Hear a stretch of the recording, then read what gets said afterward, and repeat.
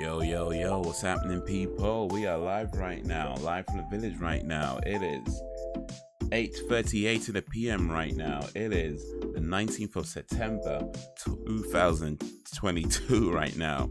We're about to do movie night right now. Halloween free right now. If you're not already, get it on Zero right now. It's on Netflix right now. Wagwan, people, wagwan. Let me switch over to this screen. But let me put this light on. So yeah, it is movie night. Movie night, Monday movie night, and today's movie is Halloween on Netflix. If you have Netflix, get it ready on Zero. If you don't have Netflix, maybe you got it on DVD or Blu-ray, and if so, get it ready on Zero. If you don't have Netflix or DVD or Blu-ray or any other means of watching the movie, it's all cool. It's all cool. You can still come along and have some fun.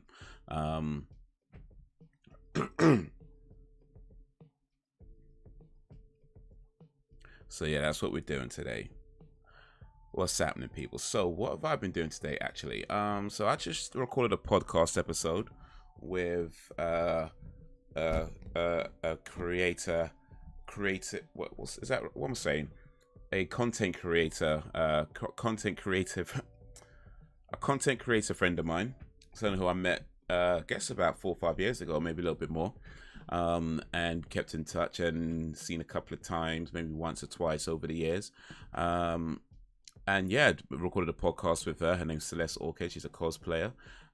And we talked about all kinds of cool stuff. You know, she just had a baby. We talked about that. We talked about post pandemic, being a new mother and how balancing everything, all with cosplay and content and everything else she does. So we had a real cool conversation. It got recorded. So hopefully that be up on the podcast channel by Wednesday or Thursdays. Look out for that on the Uncivilized Arts podcast channel, or on Spotify. If you're on Spotify, should be on that around about that time as well. But yeah, that's what I did today. Recorded that podcast. What else? I did a little editing. Hey, what's going on? What's going on? Oh, flipping out, man. Here we go. Here we go. Sorry, Mr. Jacob. You know what? This YouTube chat thing's taking a piss. Like, it doesn't show me the chats as they're coming up. And it's only because I happen to look over to the other side, I noticed some things. Appreciate you coming through. Hopefully you haven't been waiting too long. I don't mean to look like I was, sound like I was ignoring you. I literally did not see that you were chatting in the chat thingy just until now. Yo, what up, Sam? I've been this punch. I've never been this punched in my life. Well, first time for everything. Lil Jacob, first one in. I'll check out that podcast. Oh yes, please do. How you doing? I'm doing all right, man. Hope you're having an enjoyable bank holiday. Yeah, I've been doing a few. Well, yeah, just recorded a podcast. So yeah, that should be out hopefully by Wednesday or Thursday on the podcast channel. So yeah, check that out. Much appreciated if you did. Once that's ready. But how you guys doing? How's your day going? How's your day been? Appreciate you joining this live stream. Sam and Little Jacob all up in this thing. We're about to watch Halloween 3, Season of the Witch. Movie night, Netflix movie night. If you got Netflix, get it ready on Zero. If you don't, it's all good. You can still come along and have some fun. We'll start the movie in a little while. But yeah, that's pretty much my day. Recorded a podcast, did a little bit of editing for a video. So yeah, I put up that video on the channel about Scream, because I watched all the Scream movies recently. But the main reason I was watching them is because I'm working on a video for the movie channel called Why Scream is Trash. So that video's been written, it has been recorded. I just need to edit it up and put it on the movie channel. So look out for that. It's gonna come in hopefully week or two. I should have that ready by, but we'll see how that goes. But yeah, that's why I was watching the Scream movie, so I could write up a video called Why Scream is Trash. Scream is not trash, by the way. It's a good movie, but I'm always talking about why movies are trash. That's kind of the whole thing I do. So yeah, look out for my reasonings on why Scream is trash in the coming weeks or so.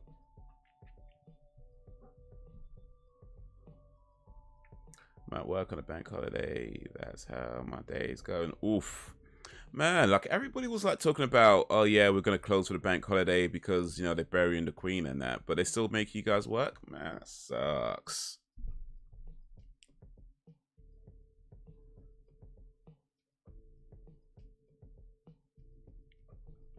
Like even doctors were like, yeah, we're not going to do that because it's the bank holiday. Doctors are cancelling appointments. Funeral places were cancelling funerals. They still make you guys work, man. That ain't right, man. Why Haze is trash? Hey. I mean, yeah, but hey.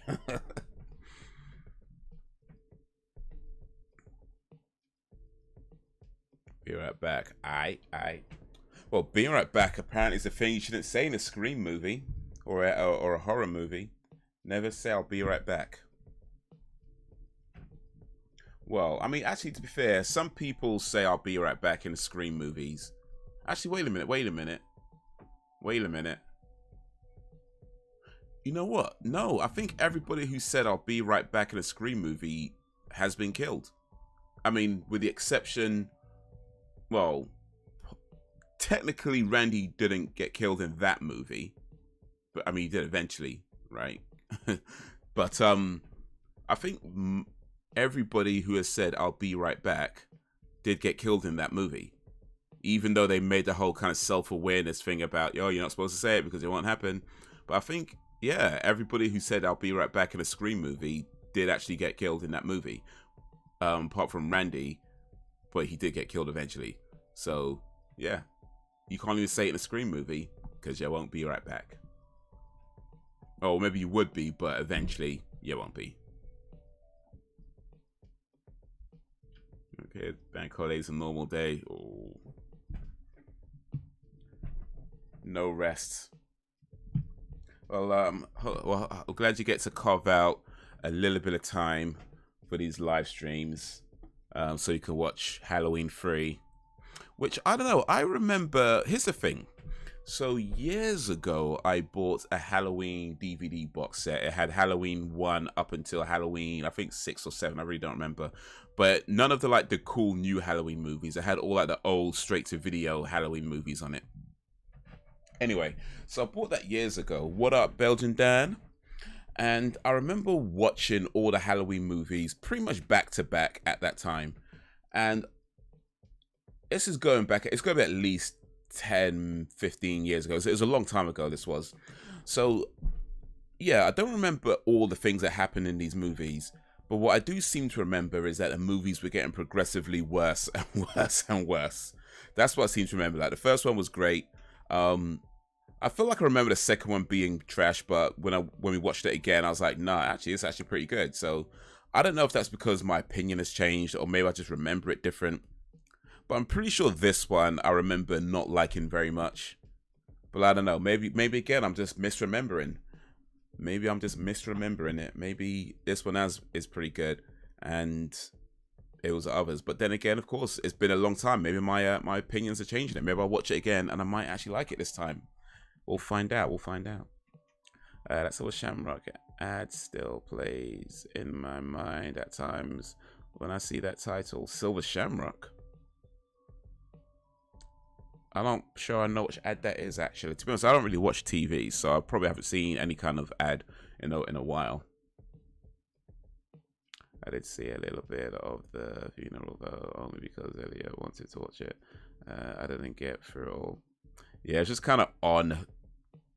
Apparently, all the TV channels were showing it. I saw somebody post on Twitter, like they had like the Sky TV listings on their screen, and all the TV channels were showing the funeral, even the the adult channels. Even they were showing the funeral, like all the Babe Station channels and the adult Naughty Night channels and all them type of things. They were all showing the funeral, and the caption read, "That's a tough wank," or something like that. Let me see if I can find it. Oh. Let me see if I can find it real quick before we start the show. The second one's pretty good, and the third one is the one that doesn't fit in. Yeah, this is the one that apparently does not have the Michael Myers in it.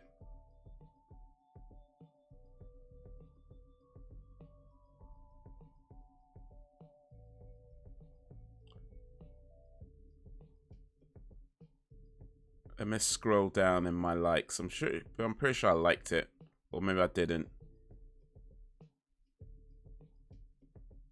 Maybe I didn't like it. Ah, flipping out. Why don't I click like on it? No, I can't find it. Let's see, I used to hate free, but as I watched it, that was all I learned to appreciate it. Season of which starring Tom Atkins. It's interesting. I see. Yeah, maybe I'm just misremembering, or yeah, I mean, it was like 10-15 years ago. I would have been in a different mindset at that time.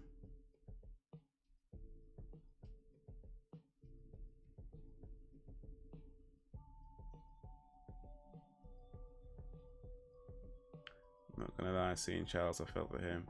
You saw a man that lost his mom. King, you know, the veteran. Yeah, his dad died about a year ago, and his mom died, I guess, a couple of weeks back. Yeah, tough time for Charles. I mean, I know lots of people don't particularly care much for Charles, and you know, I get that, but at the same time, we're all people trying to do the best we can with life, and losing a parent at any age is not an easy thing to deal with.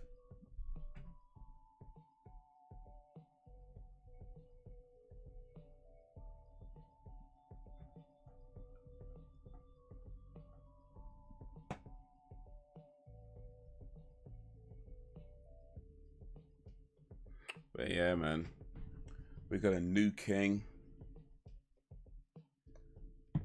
for, well, I don't know, the dude's at 73, so we'll see how long that lasts. I don't care for him either, but I have empathy. What can I say? You know, I think it's important to have compassion for people, even people that you don't necessarily like very much. I feel like when you stop having compassion for people, it's all over. You know, like I see people, you know, celebrating that you know, the Queen died and all that kind of thing, and it's like I get it in terms of like, you know, she's either done some things you don't like, or she supported some people you don't like, and you know, I get it. I mean, I don't know the ins and outs. I don't follow the histories that much, but it's like, if whatever good and bad she's done in her life, it's like it's done now. And to me, it's just like, I'm not gonna. I don't feel like I need to mourn her death, because it's like, I don't know where I never really felt that kind of connection, but I'm not gonna celebrate it either. It's like, you know, it just feels a bit crass when people like jump on like Twitter and things and talk about, oh, I'm so glad, I'm so happy, I'm so why? What changes? You know what I mean? What changes? what's the difference? Like, somebody you don't like dies, okay. What changes? How does that change your life? You know what I mean? What changes? Like, it's like, you think King Charles is going to be better? Do you think he's going to overturn some of these things that you didn't like? What changes? So yeah, I just don't see the point of that kind of thing. It's like, rest in peace, sympathies and all that. But as for myself, don't have nothing to say. So yeah, indeed, true that. And that's the thing about the internet, though, isn't it? It's like, you know, the best thing about the internet is that it gives everybody a voice, but the worst thing about the internet is that it gives everybody a voice. You know what I mean? Everybody has a platform. It's both the best thing and the worst thing. It's the best thing because you can see all kinds of different ideas and cool things that you might not normally see. And it's the worst thing because you see all kinds of things you wouldn't normally see. And it's like, yeah, there's a reason why certain views just need to be... I mean, I ain't advocating for censorship, but let's be honest, some people say some dumb shit, you know what I'm saying? And some people just say some stuff where it's like, bruh, it's not the time. It's not the time.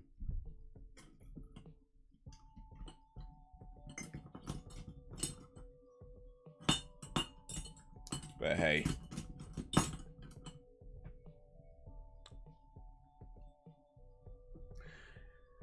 it is what it is. It's all going down. Speaking of the internet, I guess the biggest thing right now, what seems to be the biggest thing right now, is Halle Bailey. becoming or about to play, or guess, yeah, she is playing the Little Mermaid in an upcoming Disney movie. Apparently, I didn't know this, but apparently, the Little Mermaid has a lot of hardcore fans. You know, I never knew that because no one's ever talked about the Little Mermaid before, right? Certainly not to this level. You know what I mean? Because Star Wars, everybody talks about Star Wars all the time, and Marvel, people talk about Marvel all the time. I don't think I've seen too many people talk about Disney, but until now, until about Little Mermaid, but now, seems everybody's this big, hardcore fan of the Little Mermaid that just loves the original and must stick to the original story and original. But some people just need to chill. Some people just need to chill. It's not that deep. I don't support censorship either, but at the same time, I don't support celebrating a death, no matter who it is. Yeah, indeed. Indeed. Because at the end of the day, we're all going to end up that way. You know what I mean? We're all going to end up that way. Maybe not today, maybe not tomorrow, but we're all going to end up that day. What up, Jakes? Jakes is back.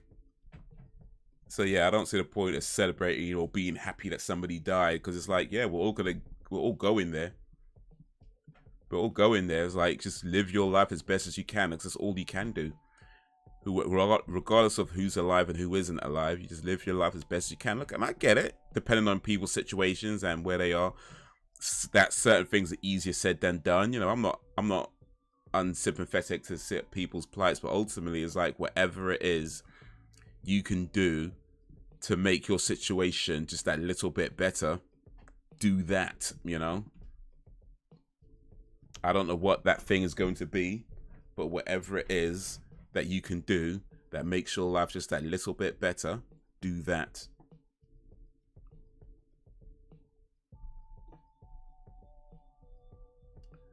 I wish it would hurry up and bring out the movie so people will shut up.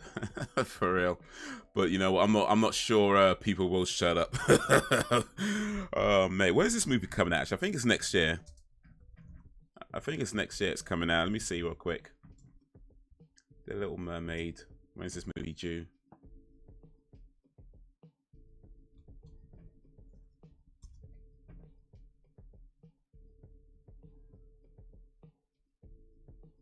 It is due out for UK. It just says 2023. It doesn't say when in 2023. It just says 2023. But it's out in 26th of May 2023 in America. That's when it's currently due out in America, 26th of May. So I guess for the UK be roundabout then, maybe a little bit afterwards. But right now it doesn't actually have a confirmed date. It just says 2023 for the UK. So sometime during next year. I'll die is the last thing I'll do. Yeah. Me too, I think. I mean, I don't want to sound like I'm just copying you, Dan, but I think dying's the last thing I'm going to do as well. Sounds like a good idea. What movie is that? It's a fish. Yeah, indeed. It's a fisherman. Yeah, and that's just about the Little Mermaid, Jacob. Well, more the fact that so many people are angry about it. And it's like, I mean, here's the thing, is like, apparently, I mean, I've not read the original book, so I'm not gonna act like I'm some expert on the original book, because ain't never read it. But yeah, apparently in the original book, the mermaid is described as, you know, white-skinned and red hair and that kind of thing, right? But even still, like, so, you know, I'm just like, so, like, anytime they make a movie out of a book, right? So many things from that book get changed. So many things get changed. Characters get changed. Settings get changed. Sometimes names get changed. You know, so many things get changed when they convert a book to a film. It's been like that, and it's always going to be like that, because the formats of a book and the formats of a movie are completely different. So when they say it's based on a book, that just means that they've taken the book, they've looked at the story in a book, and they've based what they're going to do on that book. It doesn't mean that they're going to do every single thing that that book says in the exact way that that book was said it in. It just means they've taken the ideas from that book and based it on that. That's all that means. That's literally what that means. And they've been doing this for years. You read a book, you watch the movie, there's differences. Like, what's that one? iRobot. Like, I read the book to iRobot and I watched the film to iRobot. They're not even the same. Like, literally, it's just a name that's the same. Like, one character, I think, is in the book and in the movie, but it's literally a completely different story. And that's fine. It is what it is. They've just based ideas on that book. You know, so what? It's like what they do. It's what movies have been doing for just the longest time, you know, and it should not be a problem, because ultimately it's like things get inspired by other things. It doesn't mean that there's no rule or law that says you could only do the exact thing that the source material says. Like, the source material is just a book written to be a book, right? And basing things on that book doesn't mean you have to do exactly in that book. It's just, it's based on it. So she's a black lady. So what? I mean, all that matters is that when you watch the movie, what do you get from it? Do you enjoy the movie? Do you feel something? And let's be honest, like, Halle Bailey is phenomenal. Like, I don't know if y'all know, but Halle Bailey is a phenomenal singer. Like, absolutely incredible. So for her to be in a movie where she's singing, bruh, that just makes sense. You know what I mean? That makes sense. Like, if you're going to make a movie and have singing, and you can get literally one of the best singers in the world right now, why not? You know what I mean? Why not? But anyway, I mean, I've never watched, so I've never read the Little Mermaid book. I've never even watched the Little Mermaid cartoon that they made, whoever they made that. I ain't gonna try and act like I'm some Little Mermaid fan all of a sudden, like some people seem to be doing. We must stick to the original source material. Why? Apparently her name's not even Ariel in the original book. They don't actually give her a name, so nobody's complaining about that. Apparently there's no singing fish in the book as well, so nobody's complaining about that. You know? I don't know, people are mad.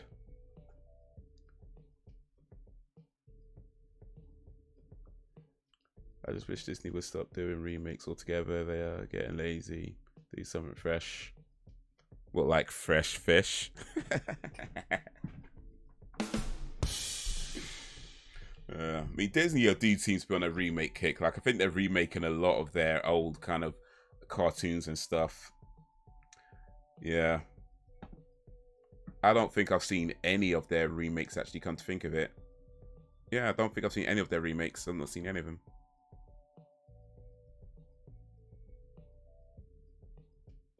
Well, something changed the story somewhere. Yeah, remakes, live adaptation, prequels, sequels, sidequels, right? It's like, whatever. Ray was a real person, I can understand.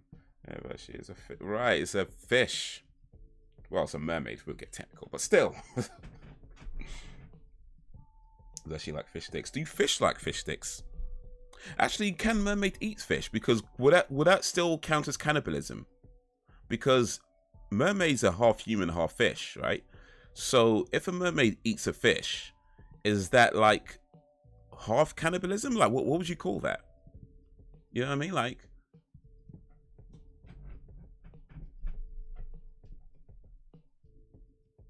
I read the book, watched many versions of it, and meh. Out of the sea. I haven't enjoyed a single live-action Disney remake yet. Beauty and the Beast was terrible. Aladdin was terrible. There's some fresh ideas.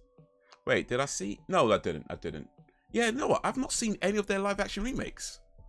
I've seen some of their original cartoons. To be honest, I've never been big into Disney in that way. Like, they've definitely done a lot of films that I think are great. Like, out of the films that I've seen that they do, I think they've done a lot of great movies. But when it comes to stuff like especially like that, a lot of animated stuff. I mean, I've seen Dumbo. I saw The Princess and the Frog, which was pretty cool. I liked that a lot, actually. I saw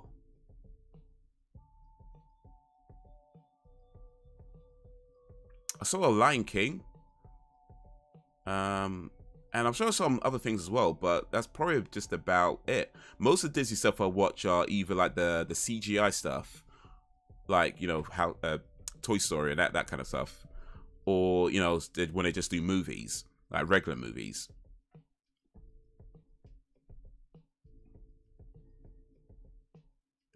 Saw too many of them. Out of the sea. Okay, here's a question. If you, in fact, I'm going to make this into a poll. If you had to be a mermaid,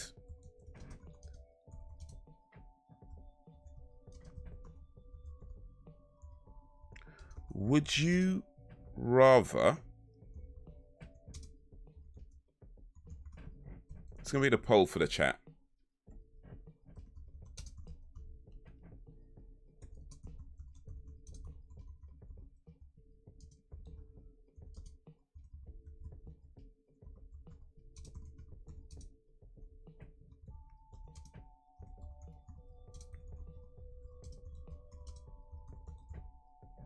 Would you rather top half human, bottom half fish, or top half fish, bottom half human? That's my question for the chat today. I don't want to be a mermaid. I don't want to swim where I piss and poop. What up, Al? So I have two. Oh, okay, that's what. Blame it on the sisters. Blame it on the sisters.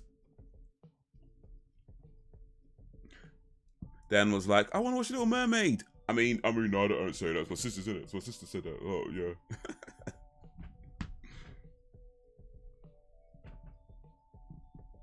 What up, Al? How you doing?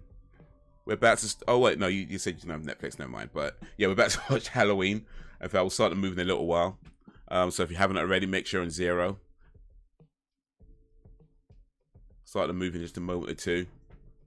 But, yeah, just put a poll up. So, we get some answers and see what you guys are saying about that.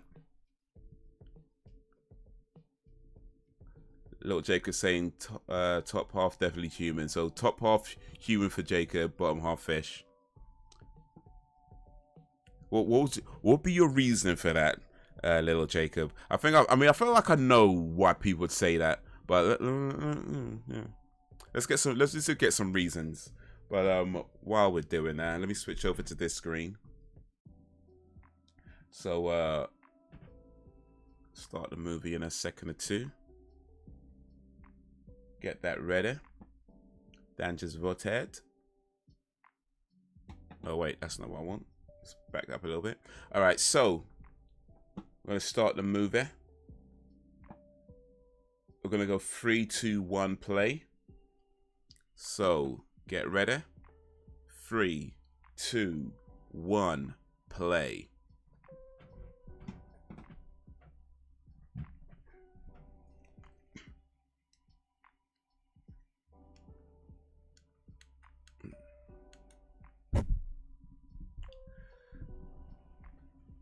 While people are having a shit feel over Little Mermaid, I'm looking forward to Hocus Pocus 2. Oh, okay.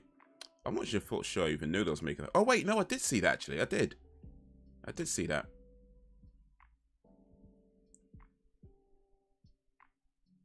I want to keep my willy intact. So, Dan's going with, what's the bottom half human? Alright, Free Willy.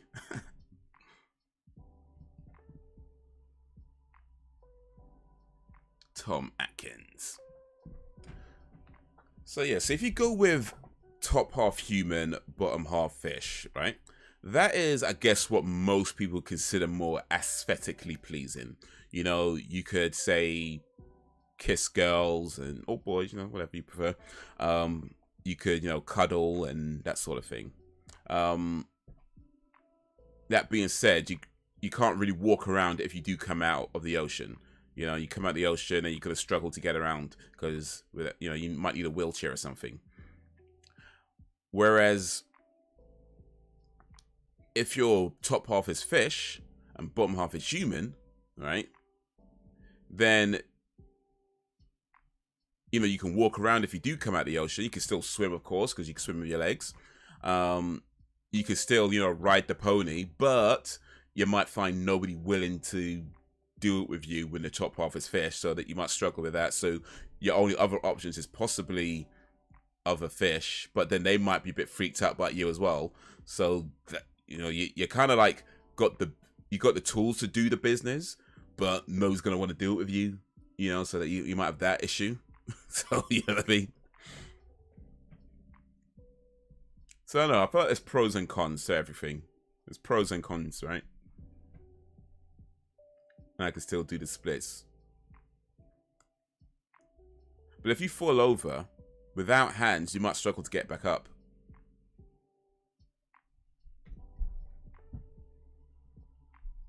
Whichever one you choose, it has limitations. Well, there's pros and cons to everything. You have to decide which pros are more important to you and which cons aren't as bad as the other cons, you know, because no matter what you choose in life, there's always going to be good reasons and bad reasons. You just have to figure out, do the pros outweigh the cons for you, or do the cons outweigh the pros for you?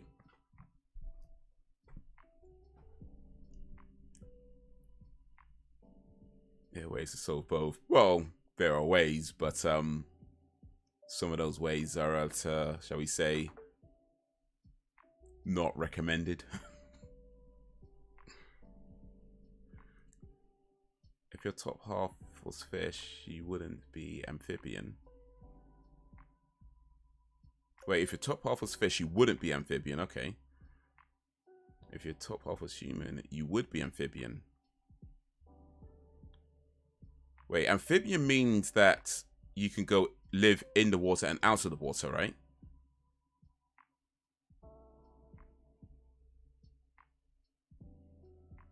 So, all right, so that's what I think it means. So if your top half was fish, when you come out of the water, you're going to struggle to breathe. Whereas if your top half was human, you come out of the water, you'd be okay breathing. That's a good point. But if you come out of the water, you might be able to breathe, but you're going to struggle to get around when your bottom half is fish. You know, you kind of have to kind of crawl everywhere. What up, Mr. Man? How do you wipe your ass if your top half is fish? Yeah, because you won't really have hands. So you might have to like kind of just wipe your ass on like a banister or something. Like find like a banister, just slide down it.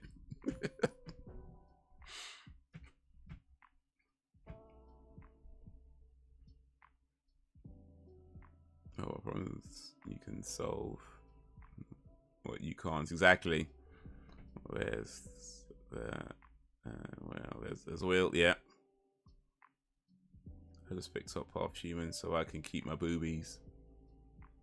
Well, that's a good reason. I think that's a good reason. If you have boobs, I think most people in the chat don't have boobs though. So that you might be alone on that one, Sam. But I get it. We might not have boobs, but I think we all like boobs.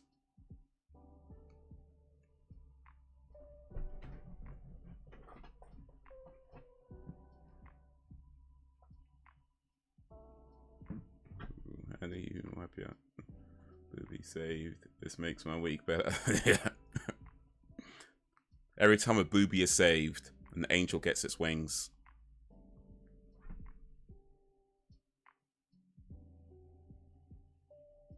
Oof, that went too nice.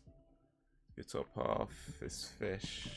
It's a fish. You wouldn't be able to survive out of the water. Yeah, so you struggle to get out. You won't be able to survive if you come out of the water. But if you're just in the water all day, and I guess you don't have to worry about wiping your bum if you could take a poop in the ocean. Water just washes it all that way anyway. So I guess you don't have to worry about that if you're just staying in the water anyway. You just might find not too many other animals want to hang with you. They might be afraid to, you know, get down and dirty.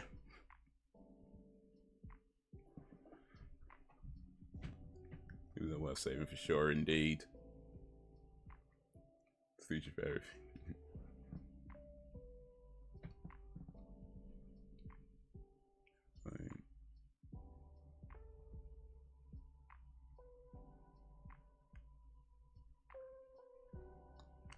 couldn't have a wank if you got no hands.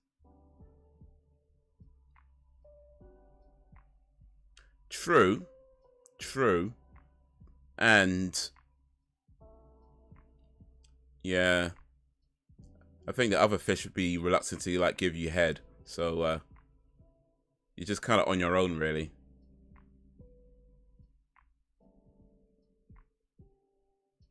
Can we try and rub up against something, I suppose? You know, find a rock or something, try and rub against.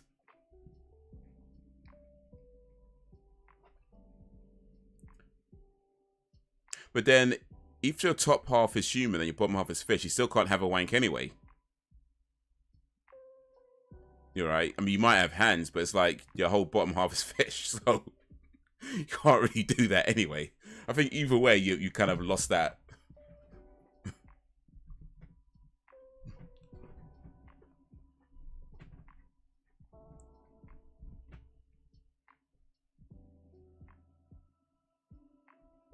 You've got hands and no dick, or dick and no hands. So either way, it's just...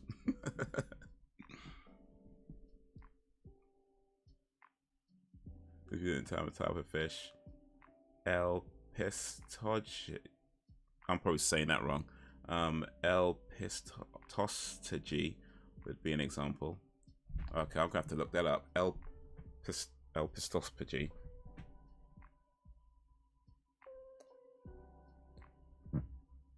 Oh man, just come out of nowhere.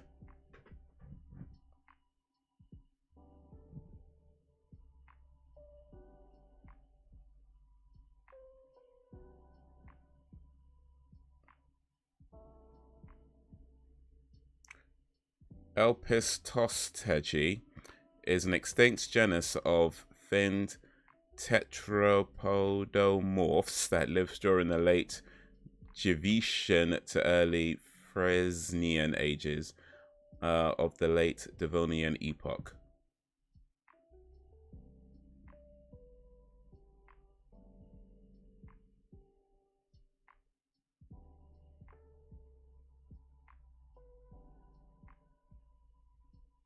Oh, it's a fish with legs or a tetrapod. Okay.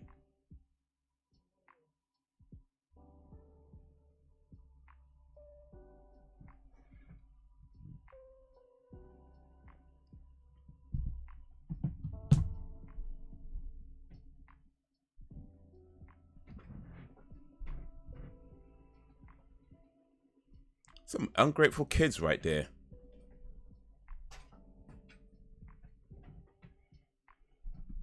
Man, Dad's one got us some gifts and they're like, Mama, I got his mask. So beat him. I mean, don't, but you know, you should beat them.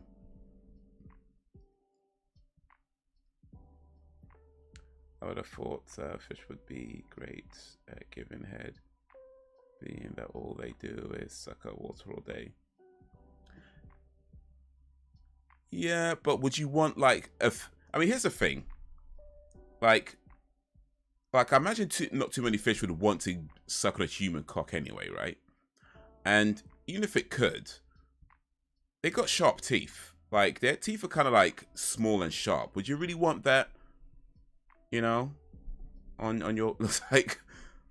I'm just saying, even if they could do it, it could just be real awkward. Plus, it might not even fit because fish are usually quite small. So you can just like trying to force your cock in a fish mouth and just like shredding it because all its sharp teeth, and then you can't get it off because it was too small and it just ends up getting stuck on you.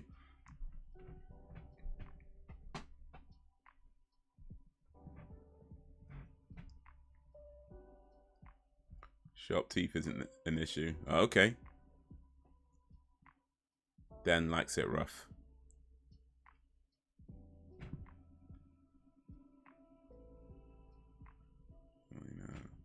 All the answers point to top half human being better. Is the fish, cod, or trout? Inverse. Oh, is that the...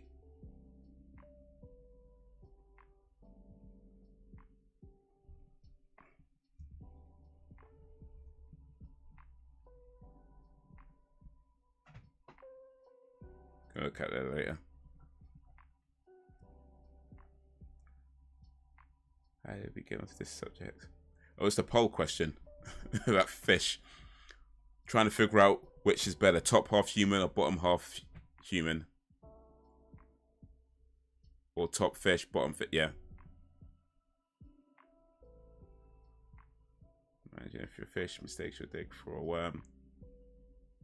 Oh, and it just like bites and, ugh. I mean, on one hand, it's like, finally you got some attention. The other hand, it's like, that's painful. I mean, I'd assume it's painful. It looks painful. If Jaws made porn. Well, you definitely don't want to get a blowjob from a shark. I think that is a bad idea. I think that's a terrible idea. Trying to get a head from a shark. That's probably, don't do that, I think.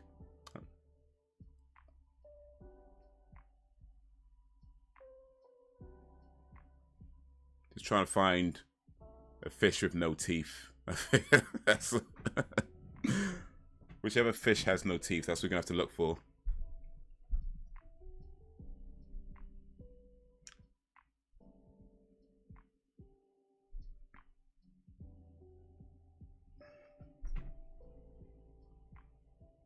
I had such an in-depth discussion about aquatic life before. Well,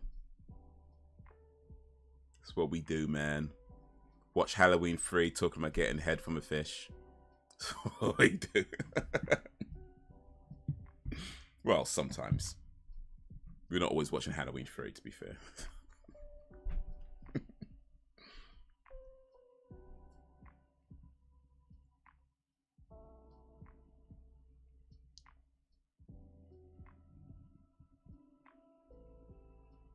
I kind of want to butt shark porn now. Ooh.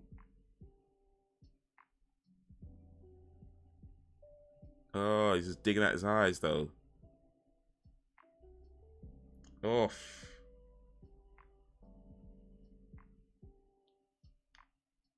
Ugh.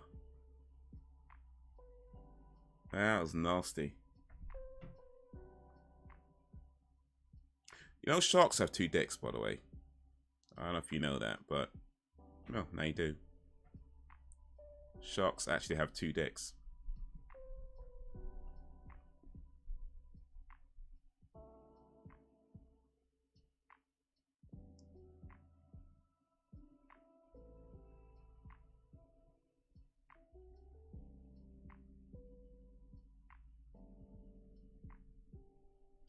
Tend to read a lot and know things. I'll never look at my goldfish thing again. You used to have goldfish when we were kids, actually. They don't last very long, though. That's a shame. Maybe one day I'll try having goldfish again. But they actually take quite a lot of looking after, which I feel like a lot of people don't realize that. Goldfish are not that easy. I mean, they're not the hardest animals to look after, but they take a lot more looking after than I think a lot of people realize. Especially when it comes to like water and... Oh, what is this? Set himself on fire. Damn, man. What up, Razor? How's your day going? How's your day been? Appreciate you joining this live stream. That Mayors is not gonna die in Halloween, and they're going to do the stupid disappearing metaphor or someone else carrying the mask. Wow, that's an interesting theory. Myers doesn't die and Halloween ends. When is Halloween ends out? Is that this year or next year?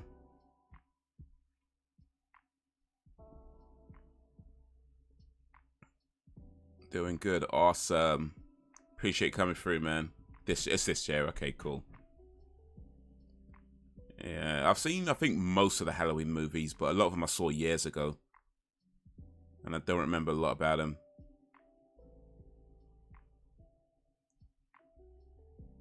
Jacob will look at his goldfish the same way That kid from American Pie.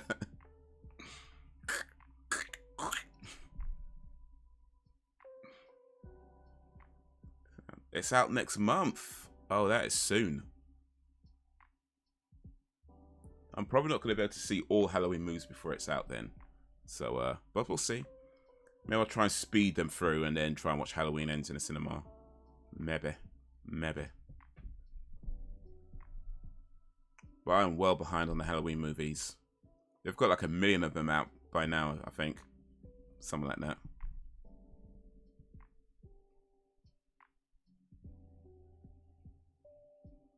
But Razor, we got a poll up.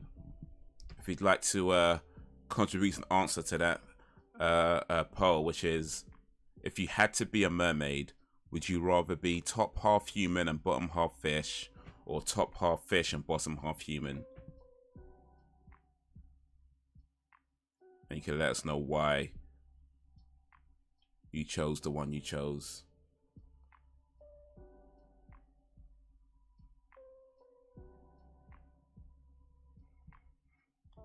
Going to the cinema for Halloween Ends.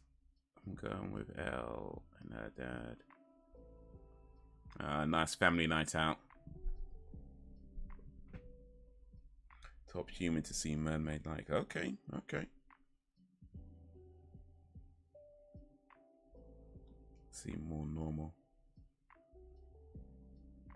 Well, I mean, you still have a bottom half fish. I don't know how normal that was.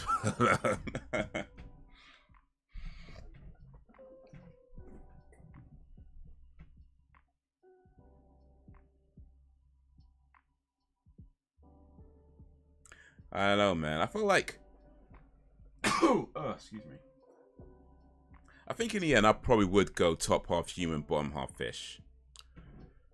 Excuse me. Oof. Oh, excuse me. Yeah, I think that's what I'd go for. But because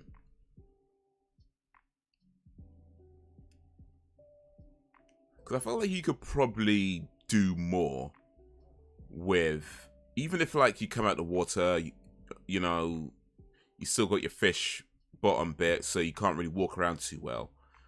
I mean, you can get a wheelchair, you know what I mean? You can kind of crawl around. I feel like there's things you can do both in the water and out the water a bit better if you got the top half human.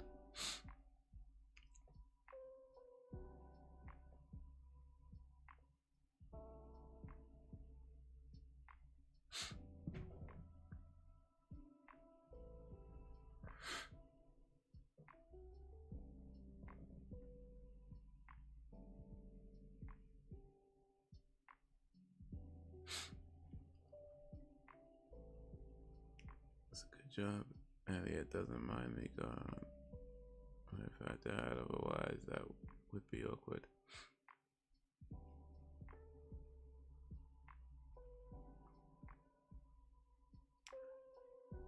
I mean, that's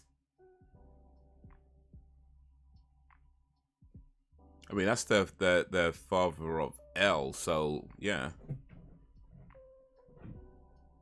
You got. I'd have to. You got a kid with him. You'd have to have some kind of relationship with him, right?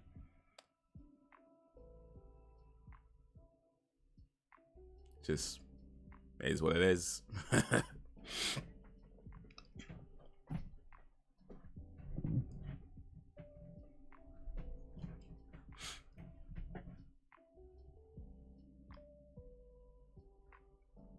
Suddenly, fish dick.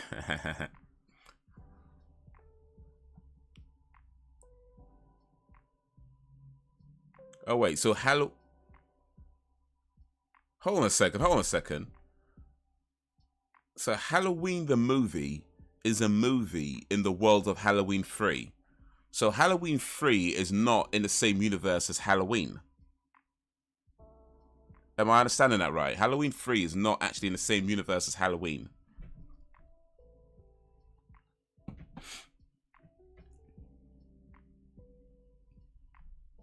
Yes. Well, that's interesting. I mean, probably shouldn't call it Halloween 3, but hey, that's still interesting.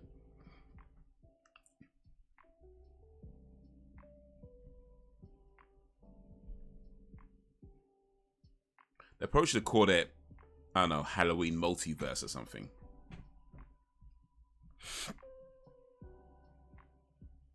If you went bottom half fish, we wouldn't be able to tell on stream. True. True. You know, you just see this bit, you won't. I mean, I could tell you that I'm a mermaid right now, and you wouldn't know. You wouldn't know.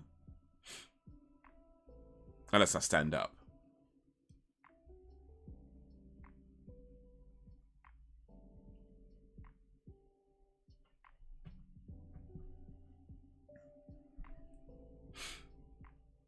How about the whole Luca analogy where you turn human if you get out of the water, but if you get wet, you turn back to a fish type creature?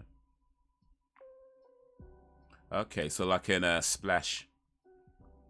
I mean, yeah. But then, I don't know, you might struggle walking because you ain't used to having your legs. But you know what? That doesn't really make sense when you think about it, though. Because if you got the bottom half fish, why would your legs turn? Why would your bottom half turn into legs when it get dry? Wouldn't the top half turn into fish when it gets wet then? You know what I mean? Shouldn't the top half turn into a fish when it gets wet? It's only, why is it only the bottom half turns into legs when it gets dry? Look up Luca to see what I mean.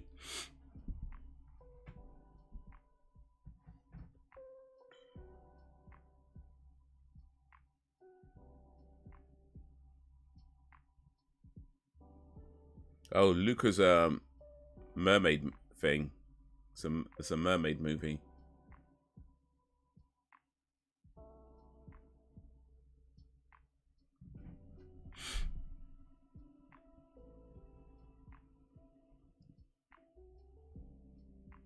This girl looks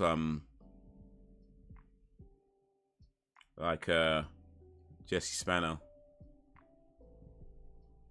Show your fins then.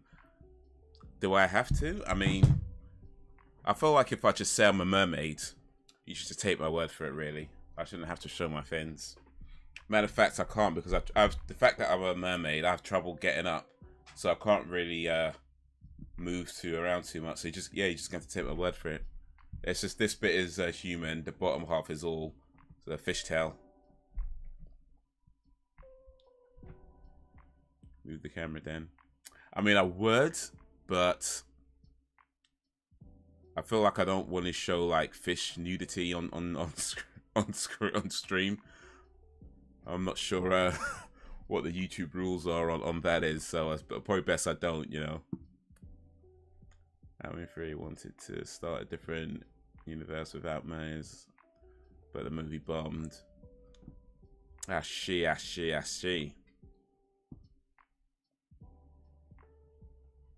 makes sense, given the people's expectations. I think in Halloween it ends, we have Michael Myers copycat. That's what the rumor mill is saying, though. I don't watch the videos because I don't like spoil. Yeah. Sometimes those theories and things accidentally spoil things, so yeah.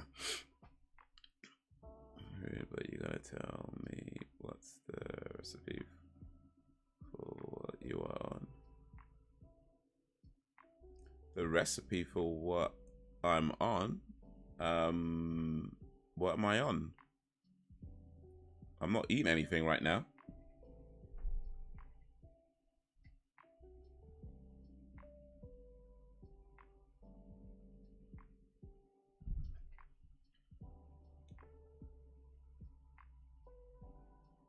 Silver Shamrock.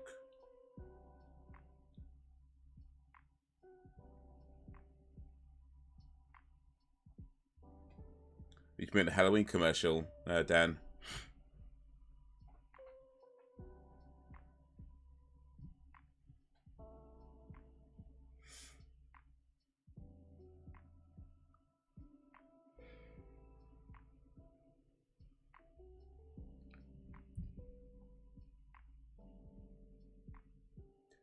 Season of the Wish.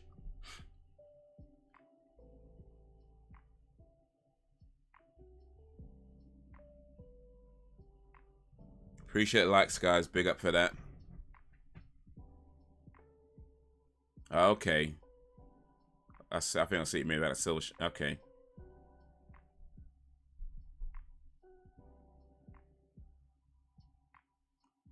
Five more days till Halloween. All right, the gotcha. Because the leaves. Shamrock has 5 leaves. Is that right? 5 leaves?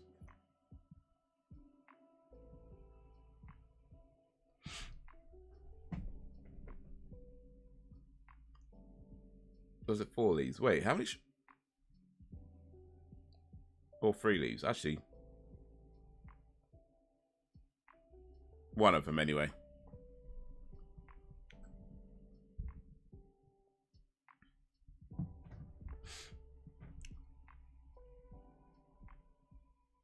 Sadly, that keeps counting down in the movie. Yeah, it was last one was 2 more days to Halloween, wasn't it? 2 more days. I think it was last one. 2 more days to Halloween.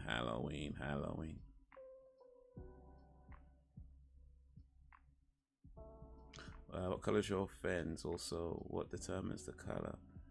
Is it based on race, or is it based on genetics, like how hair is, or how the person looks like?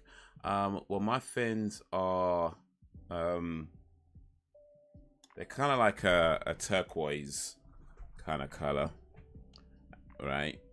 And they're determined by like a whole bunch of different factors, you know, like depending on which, you know, region of the ocean, how deep into the ocean, family, DNA, you know, all kinds of things get determine the color of your fins. But yeah, mine's are kind of like a turquoise-ish color.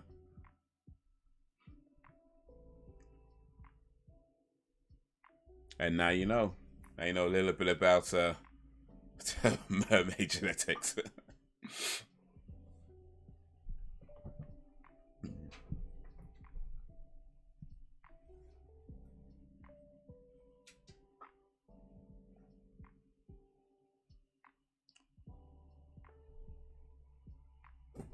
I think Betty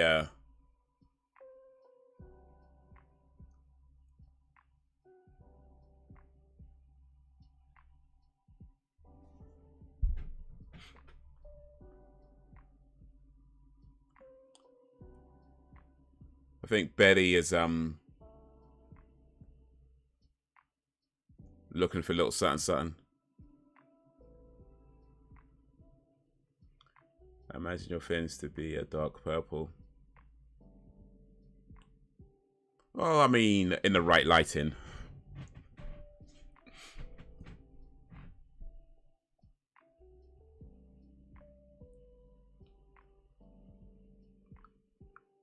My fins change color depending on how many times a day I crap myself.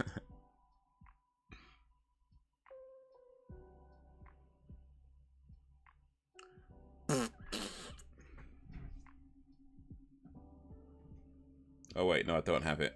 Never mind.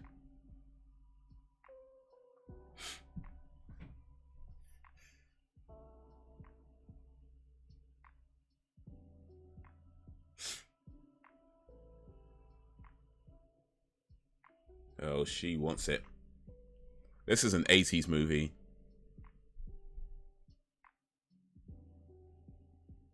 This is an 80s movie. Everybody was horny in 80s movies. 80s movies were like maybe not much more than pornos in a lot of cases. Like in terms of like when it comes to like sex scenes and stuff. They were the setup like you just saw. They were so like, oh yeah, we're in a room, there's a bed. Yeah, that was pretty much it. That was most 80s movies.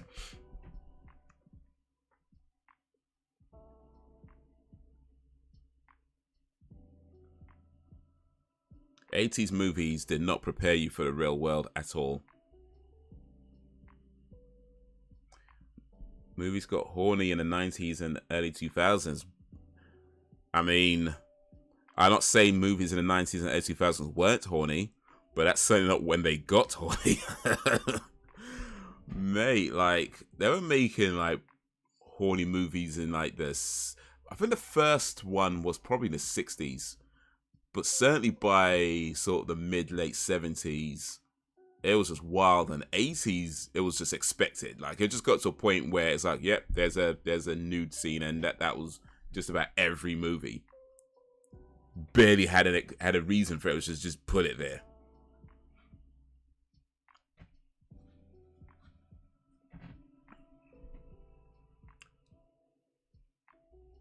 That's a come on in the 80s. There's a bed. What more do you want, right? Seen too many movies. No such thing as too many movies. No such thing at all.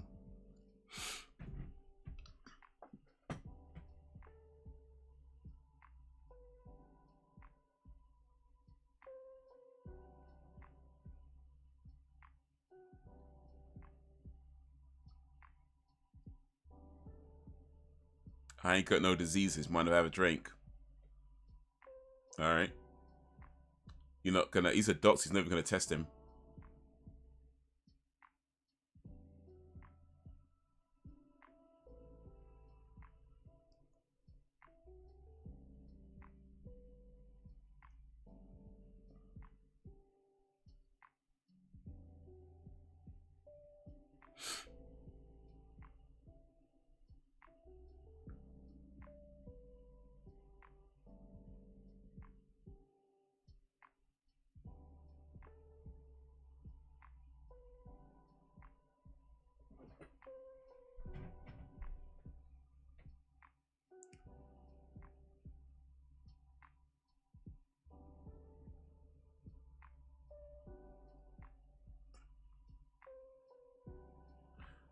To me, I hack how movies do the overuse shaky camera. Hey, how the movies do shaky camera. Yeah, I think it depends on the movie. Like, sometimes I think it works really well. But yeah, other times it does feel a bit unnecessary or overdone. Like certain movies like Saving Private Ryan, I felt with the shaky cameras, the sort of handheld shaky cameras done pretty well in that. I think it works well because it was like a war setting. But yeah, not every movie it works with, sure. The alcoholics always drink from a bag. If it's in a bag, you know what they're drinking. You know what? I heard, and I don't know how true this is because it's not something I've actually looked up, but I heard it's to do with drinking laws. Like, apparently you're not allowed to drink alcohol in public, right? So if they put it in the bag and drink it, you can't see what it is. Even though everybody knows what it is. But because you can't see what it is, you know, you can kind of maybe try and pretend it's an orange juice or something, right? Now, like I said, I don't know how true that is. That's just what I've heard. But yeah. If anybody else knows, then please say. Then we could all learn something.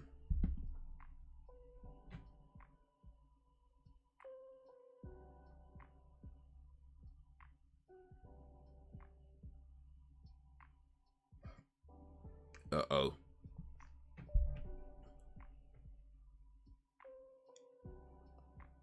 He's gonna meet his hand. Oof.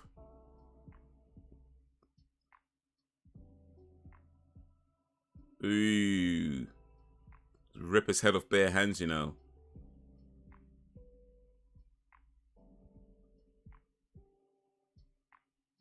Oof.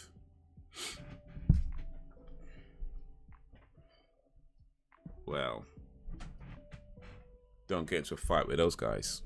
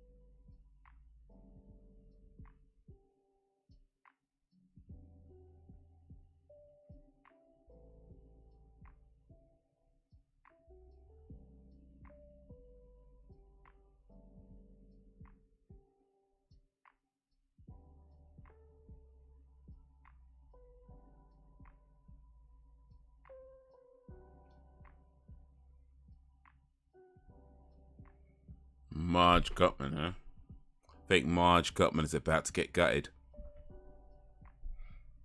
While Shaky Cam can be good when used properly, but if it looks like Michael J. Fox was holding the camera off the drinking a bunch of Red Bulls, then it's a bit much. Man said Michael J. Fox, you know. Shit.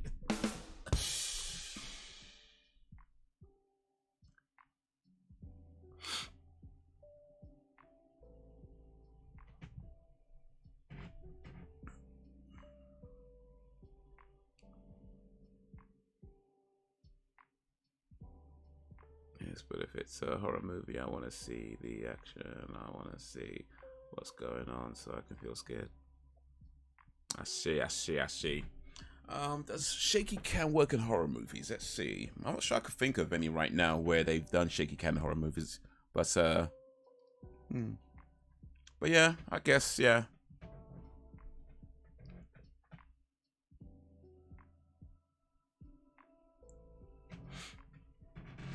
I think the worst thing you can do with a horror movie is promote it as a horror movie. Because if you promote it as a horror movie, people who watch horror movies won't get scared because they'll know what to look for and they'll be used to it. If you watch a lot of horror movies, you just kind of know the beats and what's being done.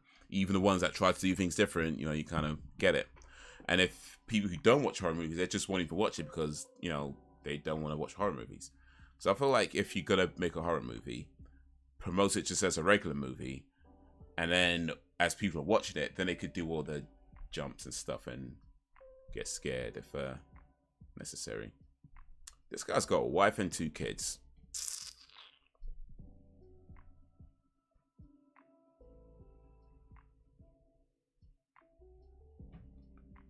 Goes away to like investigate something and starts boning the daughter of a dead patient.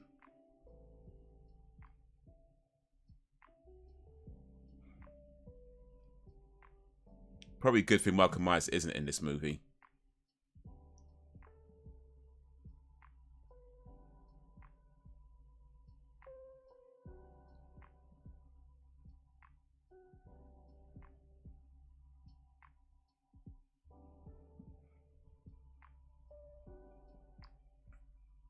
I'd say there's some good examples in Rec. What way do you promote it to be able to attract people to watch it? I reckon like promote it as like maybe like a drama or maybe an action movie or, you know, something not boring, of course, but yeah, I just feel like if you're gonna tell people it's a horror movie, people who watch horror movies won't get scared because they're too used to it. And people who don't watch horror movies just won't even watch it.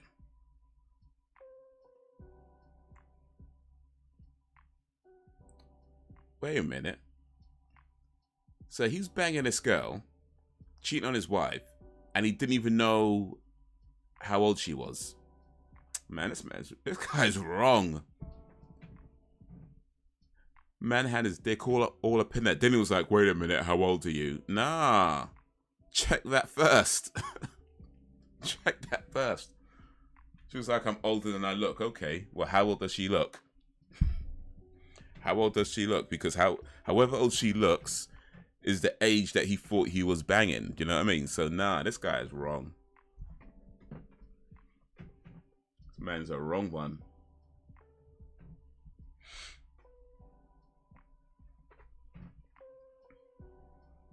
Oh, she spotted it. I mean, to be honest, I don't know if that's even a good idea to promote a horror movie as something else. I was just kind of thinking of it the other day that people who watch a lot of horror movies, you kind of know the jump scares, or you know, sort of you kind of get raw. You know, you just get used to certain things. You kind of know when it's coming, and even if you don't know when it's coming, you're so used to certain things that it doesn't really do it as much. But then, and again, people who don't watch horror movies just won't even watch them to begin with. So I was kind of thinking of it the other day that perhaps the best way to promote a horror movie is to not actually tell people it's a horror movie. I don't know. Maybe it won't work. Maybe, I don't know.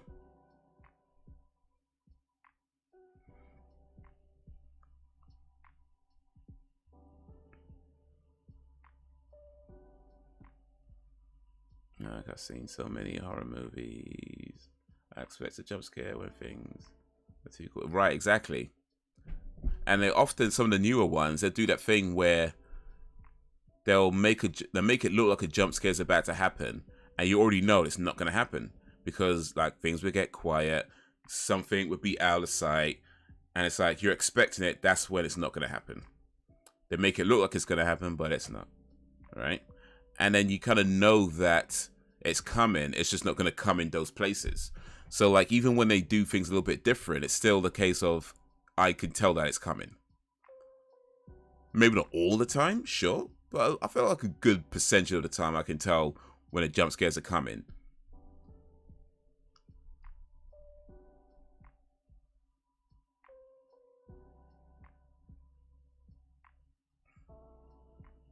I can't remember the last time a horror movie creeped me out. I enjoy them, but they don't scare me. Yeah. Because when you watch a lot of horror movies, you just kind of become somewhat numb to it. But if you don't know it's a horror movie before you watch it, maybe, if you're not expecting it to be a horror movie, right, it might be a little bit different. I don't know. I don't know. Maybe. This guy was in RoboCop. His name is Dan O'Herlihy. He was an old man in RoboCop 1 and RoboCop 2. Not in RoboCop 3, though.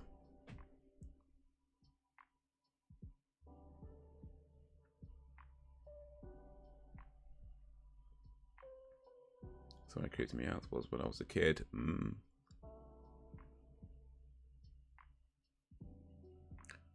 Yeah, I think the last horror movie to kind of...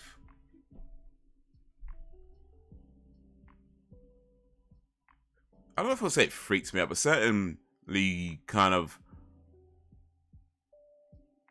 got me a bit more than most was probably when I saw The Exorcist. And that was mostly because, although by the time I'm watching it, it's not scary, right? But it's more that as a concept and the fact that it was based on a true story, it was kind of like, okay, that's pretty freaky. You know, that is actually pretty freaky.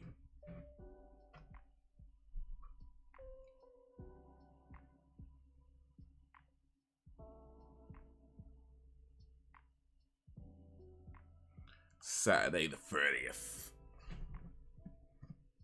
I love them. But I do like a good horror. I probably haven't seen as many as I should have, but I do like a good horror.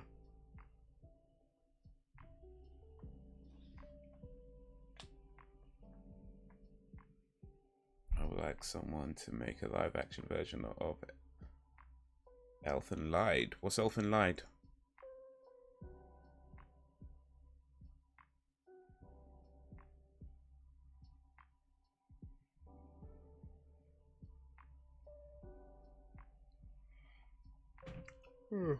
Wait.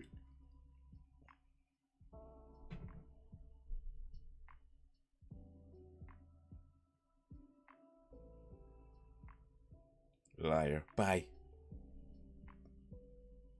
Man. They're onto him.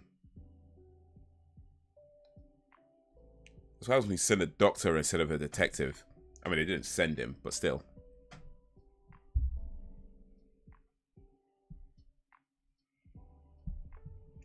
Elfen Lied. Let me look it up real quick.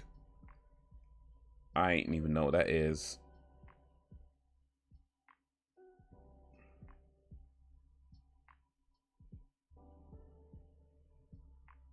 Okay, is that manga series? Elfen Lied is a Japanese manga series written and illustrated by Lin Okamoto.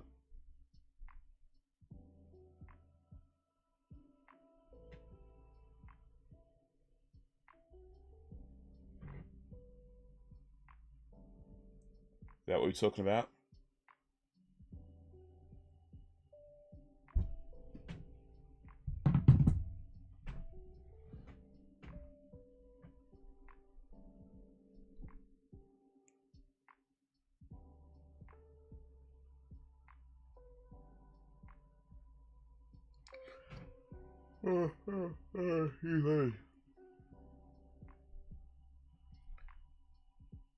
Actually, the last horror movie to affect me was The Girl Next Door. That movie is horrifying and not in a cheap scares way. The Girl Next Door.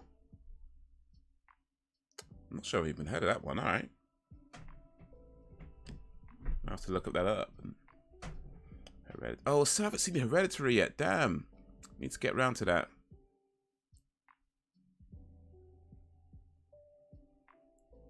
There's a new horror film coming out that looks interesting, called Skinamarink. Skinamarink. All right, weird name, but okay, okay.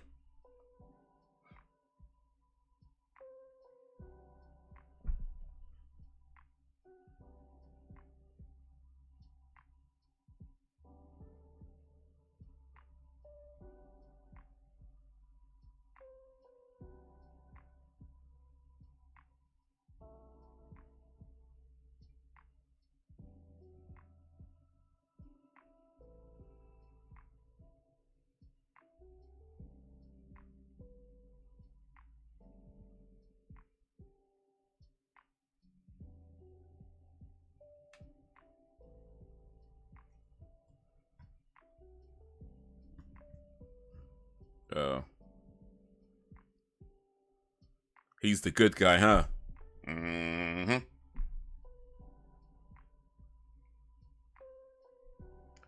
Hereditary has rewatch value. Yeah, I just need to watch that. And I remember you recommended it time ago, and I still ain't got around to it yet. I think it's on Netflix, isn't it?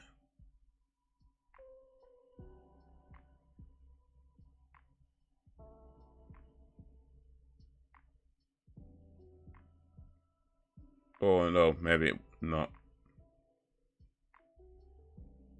I know, man. So I could find it somewhere. I think, maybe.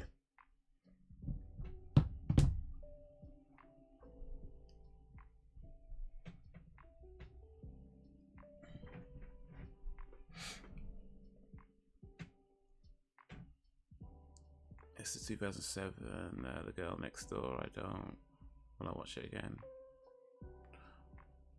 Oh wait, is that the one where the girl is a former porn star? I think I know that movie. I haven't seen it, but I know the movie, if that's what you're talking about.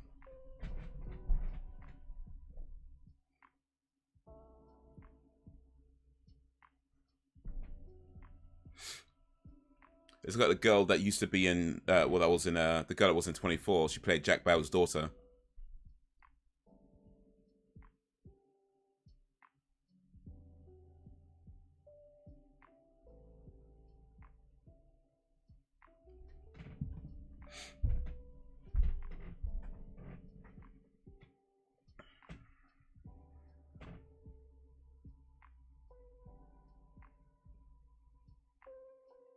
Oh wait, no. Okay, you said 2007.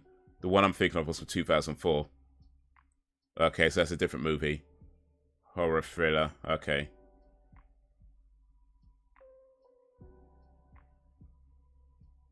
I think this is what you're talking about.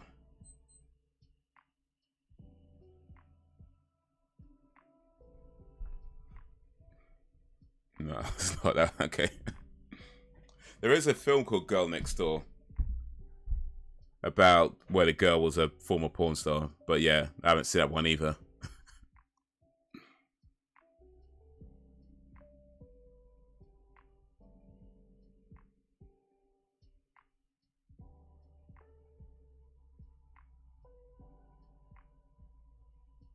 That's this one.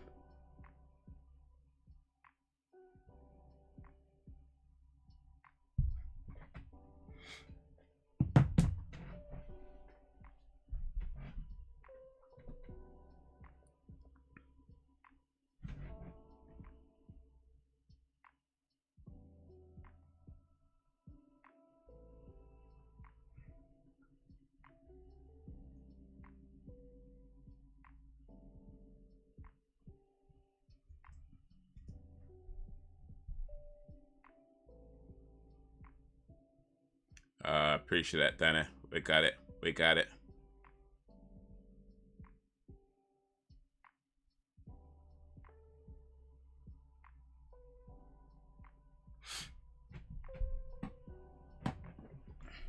So that's the movie. The last movie to freak Sam out. Sam, who watches a load of horror movies, was freaked out by this movie. Oof. Well. Well. Might have to try and check this out. Maybe not on live stream though.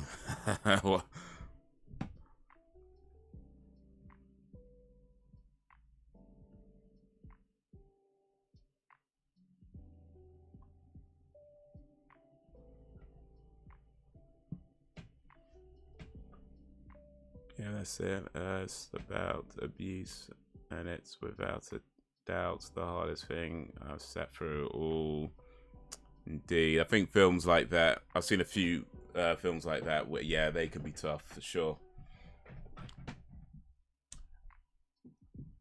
I think the problem with films like that is that as a film, for them to be good at what they do, you're effectively making a film that vast majority of people can't watch, or you'd watch but you can't watch it again because it's a tough watch, and that's a sign that the film was very well made, right?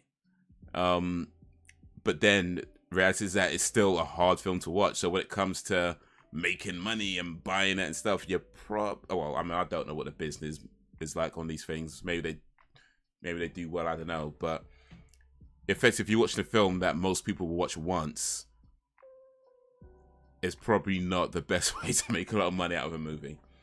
But these films kind of have to be made and tell these stories, and it is tough, it is uncomfortable, but yeah, it's important that those stories get told.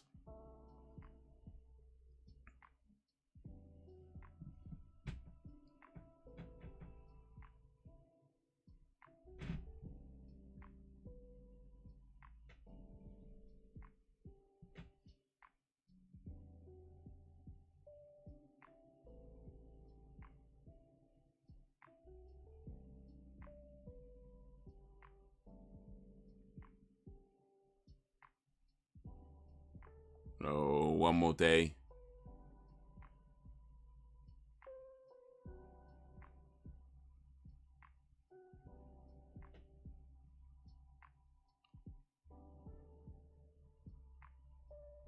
Oh, they did something.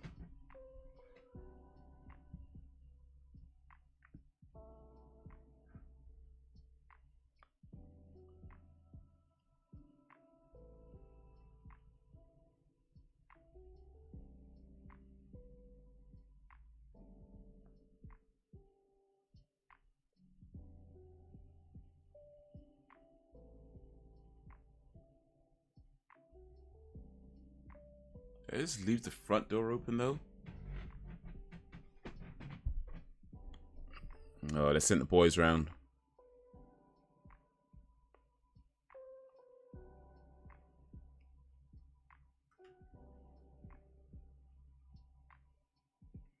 I wasn't freaked out. It was just horrifying. It was brilliantly made, don't get me wrong.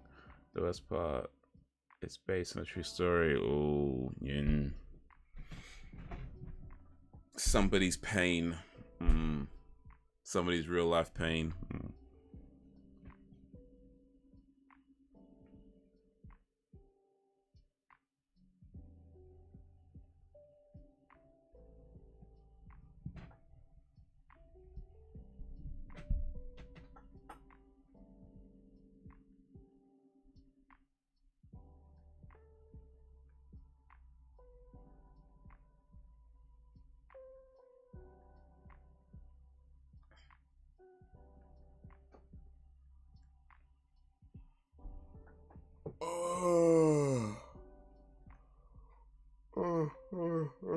Excuse me.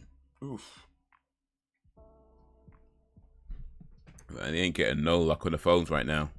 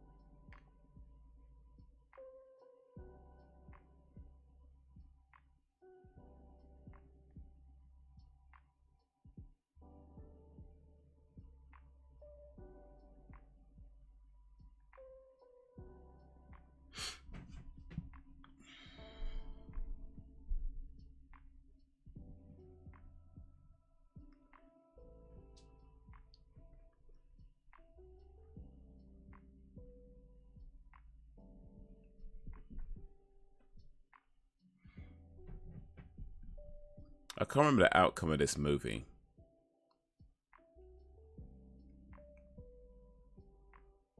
But this guy doesn't... I mean... This guy doesn't seem believable as somebody who would survive. I can't remember if he does or he doesn't. It's been a long time since I watched this film. But he does not seem believable as somebody who would survive a horror movie. But we'll see. We'll see. Maybe he does. Maybe he doesn't. But I'm just saying that now. He does not seem believable as somebody who would survive a horror movie.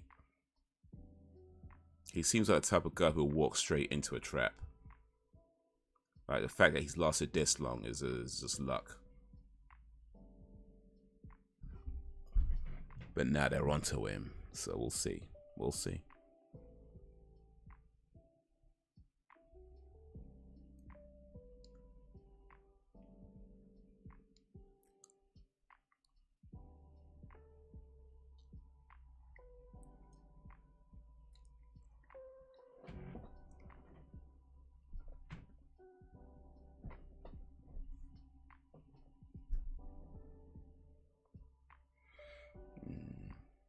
But yeah, I think there's certain films out there that for sure are definitely hard watch, or a hard watch. Like for me, that would be Precious. I watched that movie literally once. I've not seen it again since. I'm not saying I'm never gonna watch it again. It's a very well-made movie, but it is a hard watch. I don't know if it's based on a true story, but it's certainly based on things that do happen.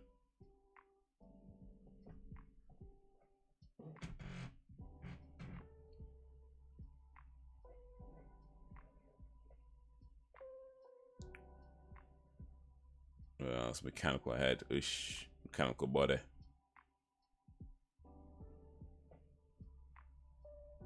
By horror movie standards, he shouldn't survive. He's a bit of an ass. Yeah. And he did play around in that lady's garden, so those are rules, man. Those are rules. Twice, actually.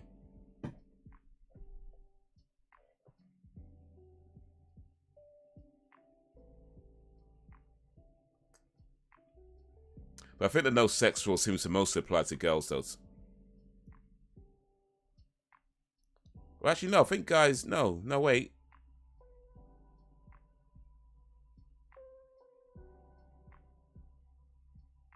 I think it does apply for guys as well. Yeah, I think they all... Yeah. The no sex rule does apply for dudes as well. I think I've seen it. Yeah, it's a very hard film to watch. But yeah, I guess it's similar to Girl Next Door. It deals a lot with abuse.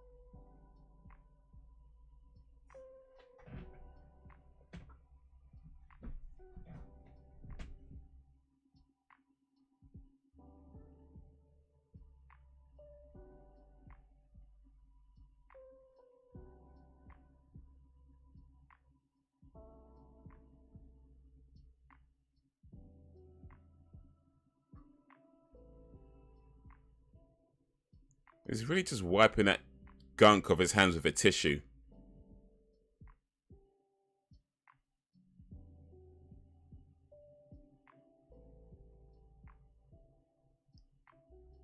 I'm not sure that did anything. Or not much anyway.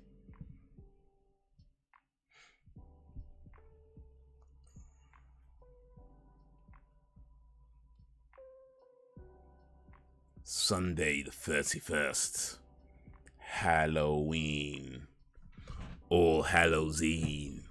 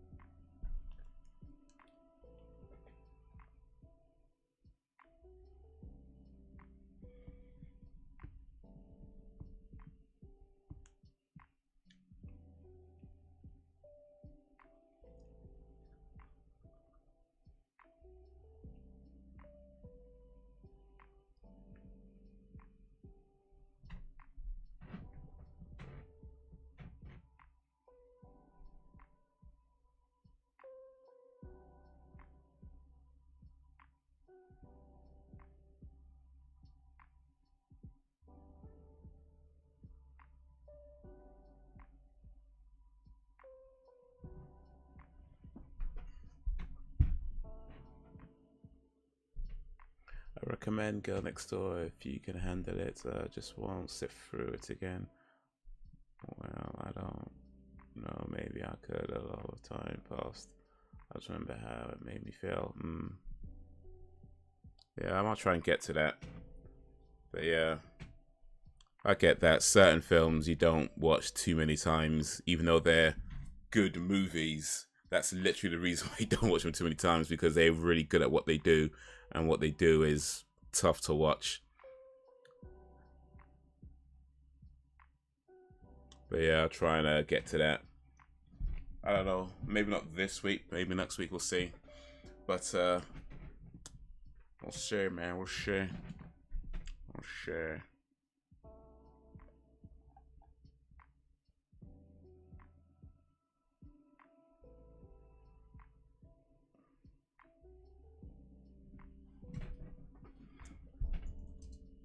The thing is,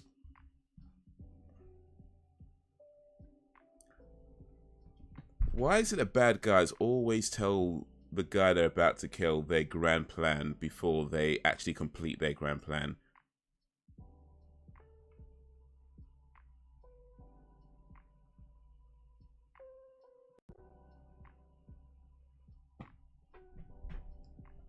It never works out. So now we got kind of a thing. We got this guy who had sex with that girl, so it means he has to die. But now this guy's telling him the grand plan, which means he's can't kill him. It's a mess, man. It's a mess. Maybe they both die.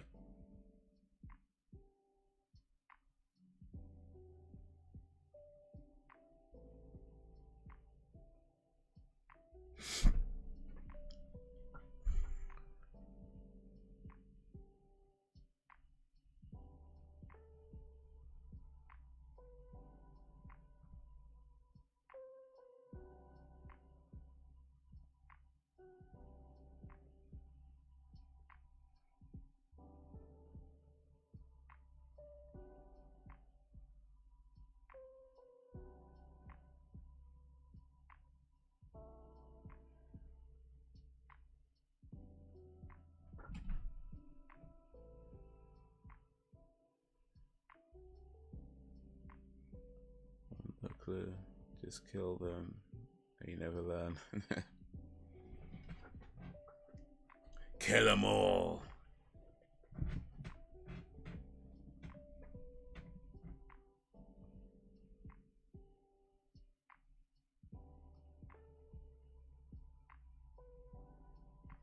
Spare the kids though. Don't kill the kid. Kill everybody else.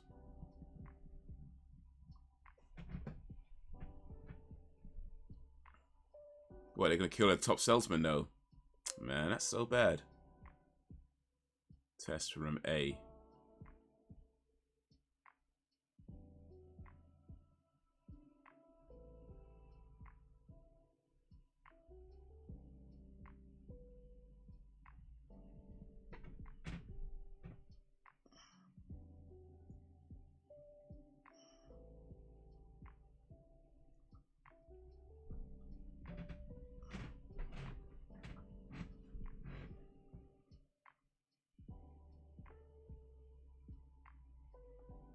They're not taking his orders for next year because he ain't going to be around for next year.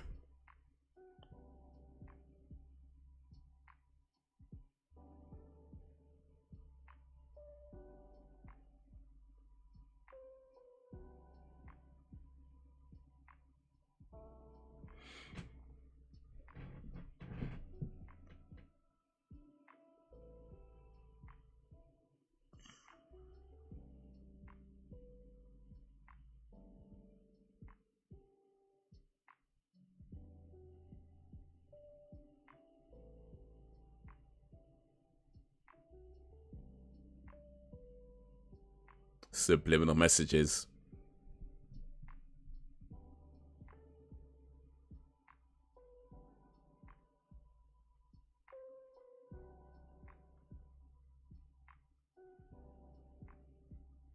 Uh-oh. Uh-oh.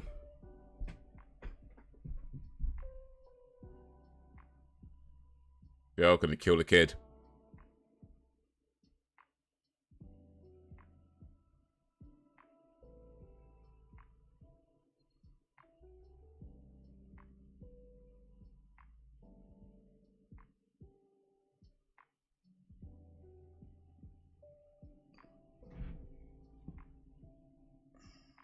Uh-oh.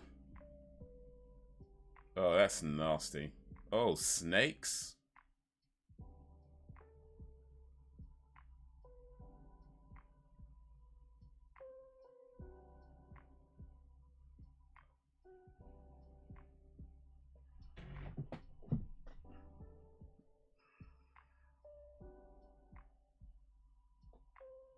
And he's just gonna leave his wife there, though.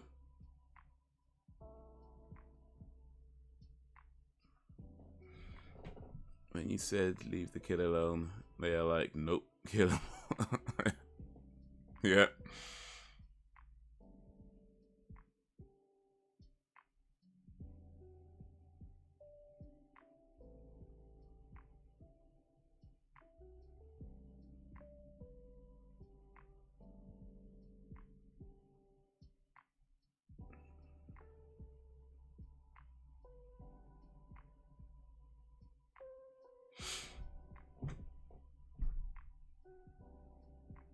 Man. Old man's got no mercy.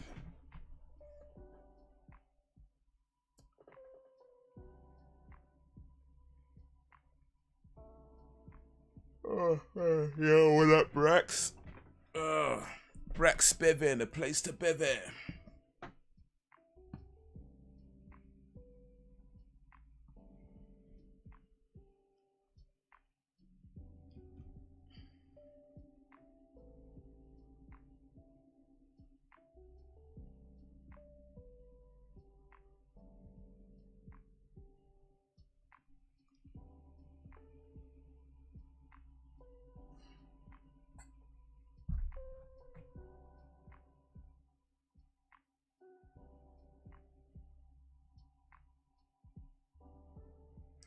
So this is a film from 1980 something or other, where they had the idea of this thing where people put this thing on their head, gather around a TV, and it kills them. I don't know, man. That sounds like what's going on now, to be honest with you.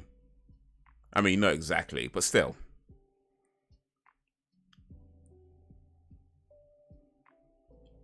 Do you think this movie has aged well, or does it look very dated? Stylistically, I'd say yeah, very dated. In terms of like the story concepts, yeah, I think this holds up pretty well. If they're kids in movies are usually, well, yeah, that's true.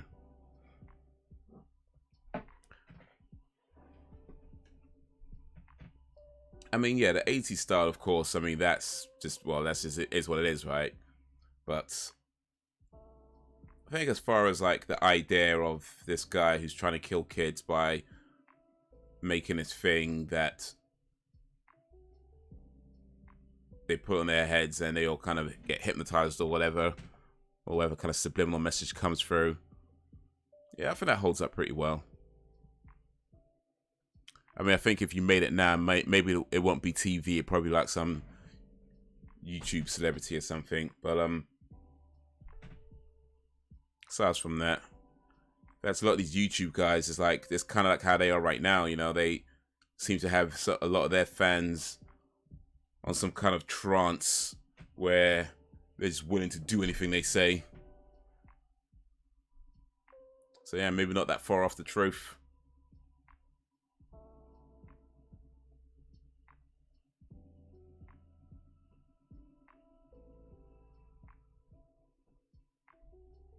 Not wrong, people are brainwashed these days, indeed.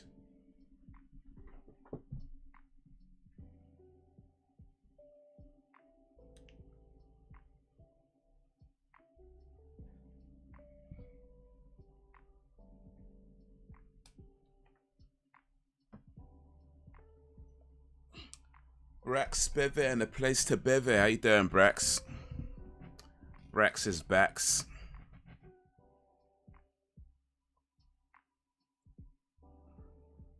Oh, this is not going to end well. This is not going to end well at all.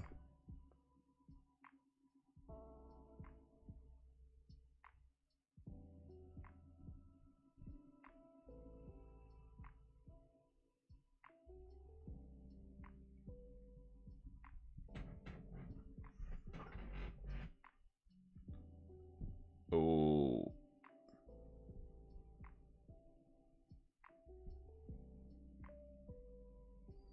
Uh-oh.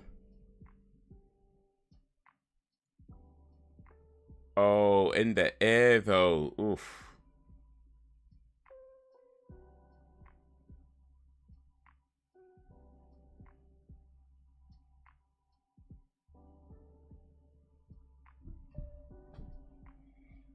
Yo. Got drilled in the air. Oof.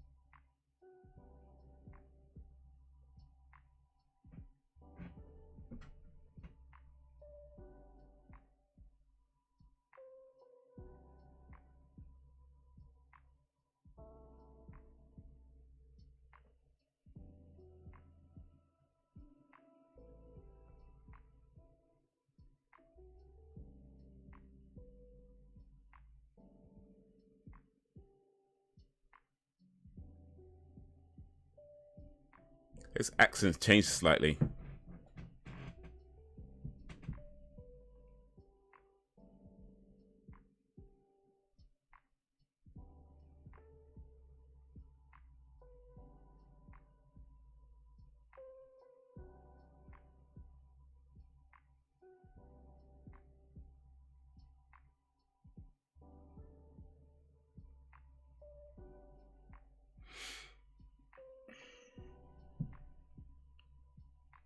If you paid less time watching the news or on the socials, you'll be a lot happier. I agree with that. To be honest, I kind of need to take that advice myself sometimes, but yeah, I agree with that.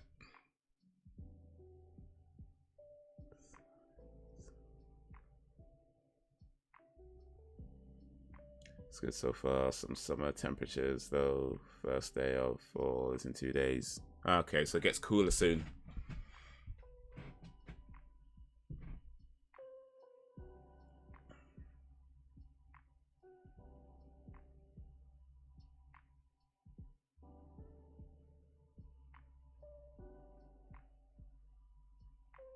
Well, can this guy escape his predicament? Can the old man be the first bad guy in history to divulge his full plan and get away with it? Well, maybe not the first, but yeah.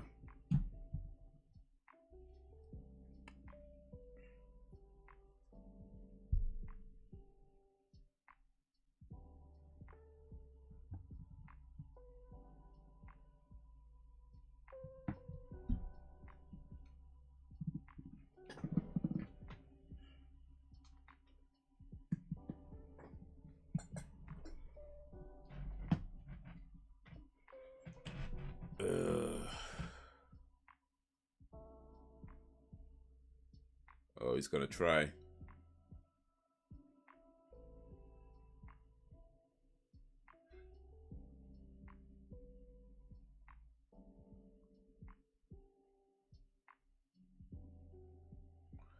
Throw away your television.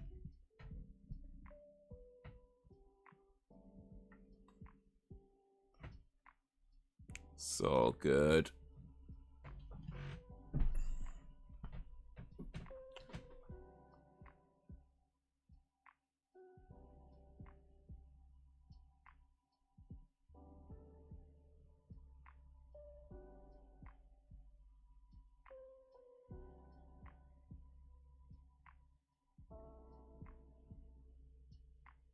Really?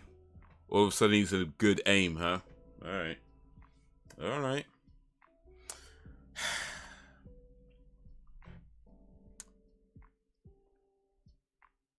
Sometimes you just need a little convenience.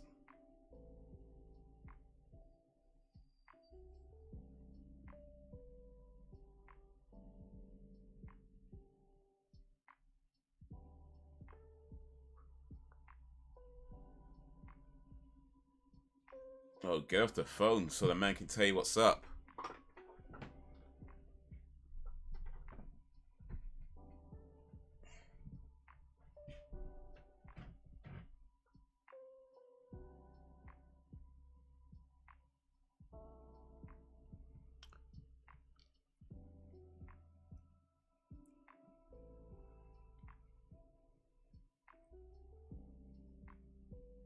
Oh, it's too late now. Well, not too late, but still close enough.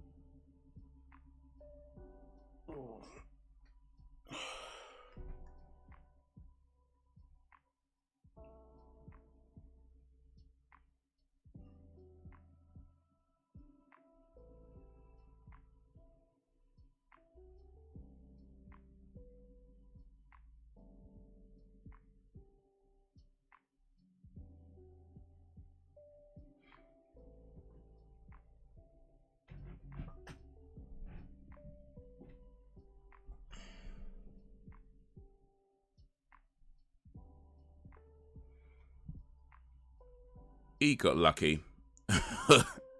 He got lucky. But is his luck gonna run out? Or is it gonna carry him the whole way? Is there a horror movie that you actually find scary? I don't know if there's a one that I find scary, like being scared while watching it. There's certainly a few that, you know, when they do the jump scares and you kind of be like, oh, you know, that kind of thing. But I don't know if I call that scary. That's just more surprising. I don't know. I can't really think of any that's I found scary. There's definitely a few that I found freaky. You know, like some of the psychological ones out there, psychological horrors out there, where they can really get kind of freaky with their concepts.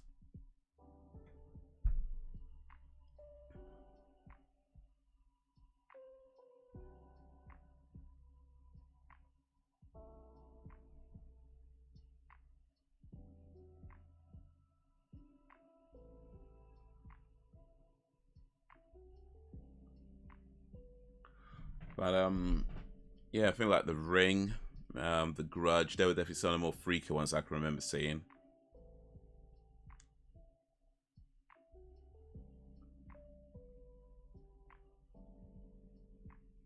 But yeah, not sure I can remember ever being like properly scared.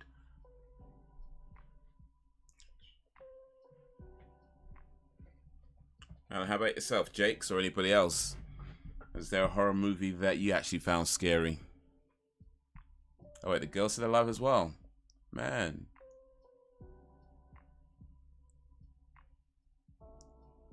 Guess it's a good thing Malcolm Myers ain't around.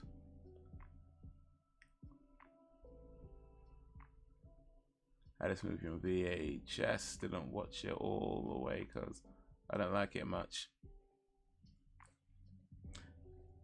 Yeah, it's kind of slow moving. I like some of the kills though.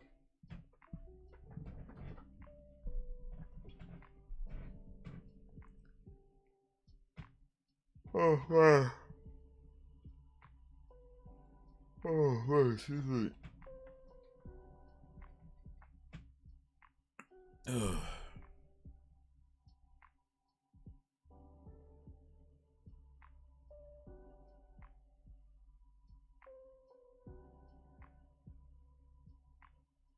Scream 5 did well with the jump scares. The Wes scene with all the misses before the kill. Wes was the son of the deputy, wasn't it? Of the sheriff. The one with the, he had blonde hair, like he had his dyed blonde hair. The guy from 13 Reasons Why, if you ever saw that.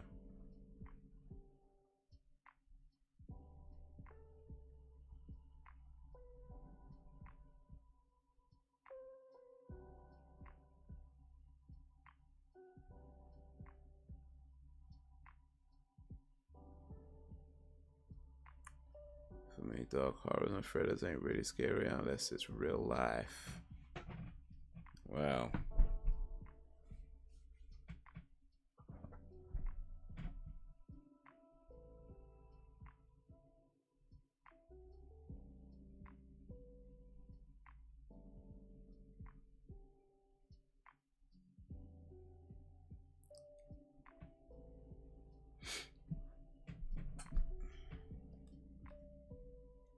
Yeah, sometimes real life can be scarier than any movie.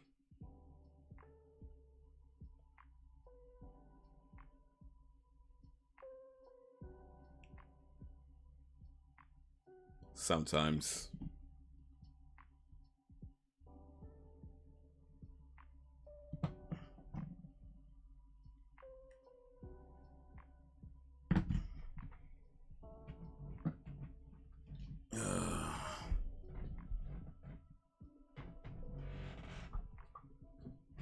Man, this guy's still alive? They're almost at the end of the movie, though. The hell's going on? This man should not have survived this long.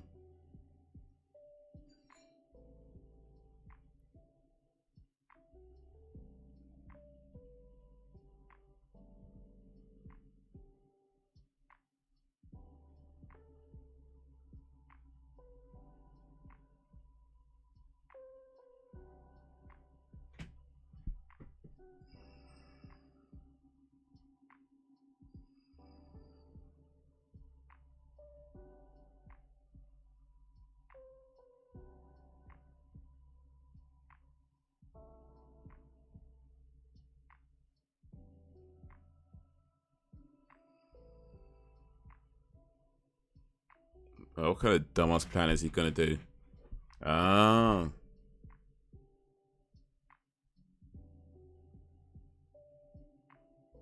Well, that's actually pretty clever. Want to see Cry Wolf when it came out in theaters? Yeah, like The Visit, Step Over, Cry Wolf, etc.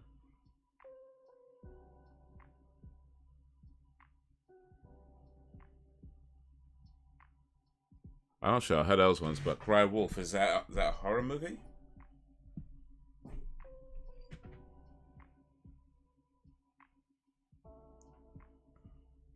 We still need to get the old man though.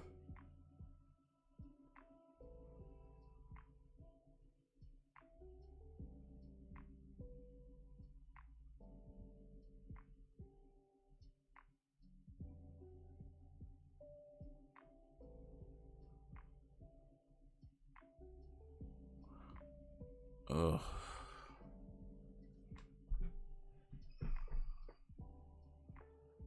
Is he conceited?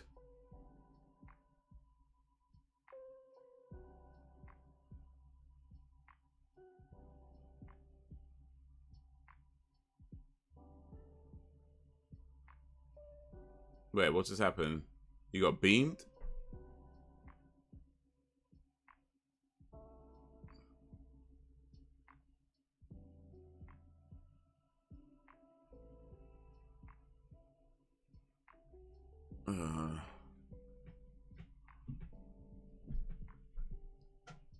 Oh, man. Oh, man, excuse me.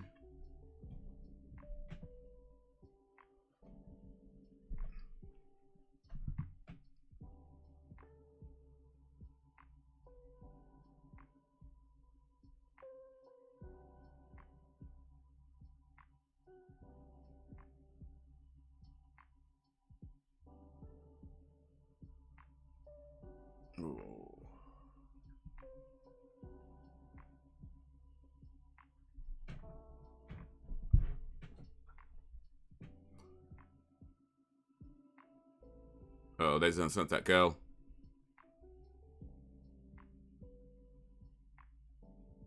Kill him.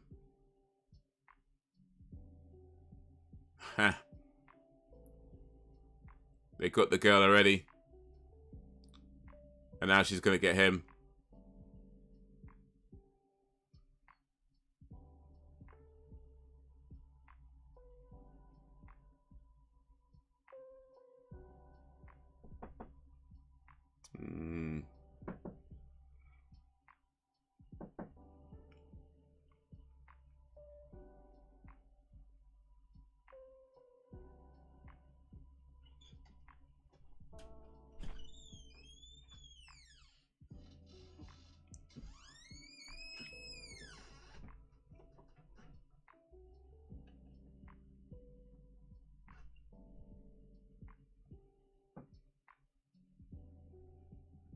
Maybe that still creeps me out till this day. Yeah, the Exorcist. Yeah.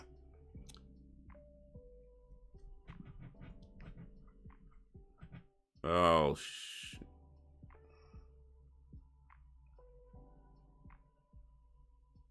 Eesh, nasty. Yeah, The Exorcist is a pretty freaky movie, just like conceptually. You know, like the idea of the devil possessing this little girl and making her do all this madness.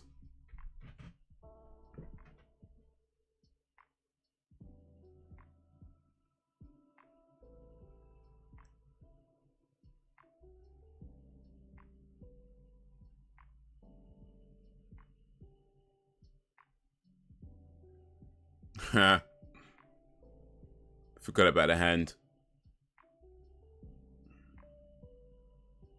Yeah, it's a horror or a thriller come out around this time in 2005 about a group of private high schoolers creating a killer on a website, and he becomes real.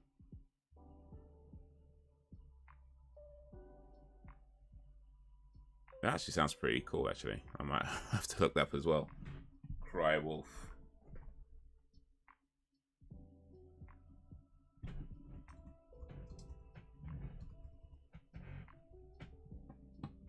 Cry Wolf. Yeah, 2005. There we go.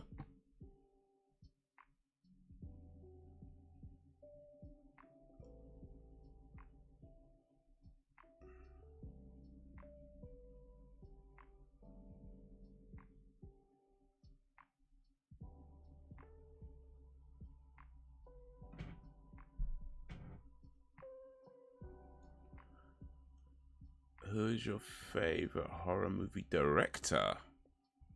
Oof. I think I might have heard that one. Reminding me of Sorority Row and The Roommates. Horror movie director. I don't know if I have a favorite horror movie director. But if I had to pick one, right now I'd go with John Carpenter. Mainly because of Halloween and The Thing from 1983. Even though it's not quite a horror movie, it definitely has horror type concept to it and elements to it.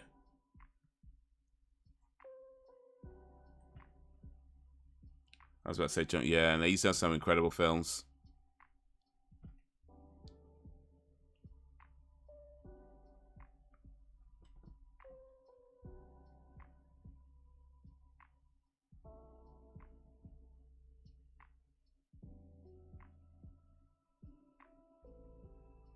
They call it every channel.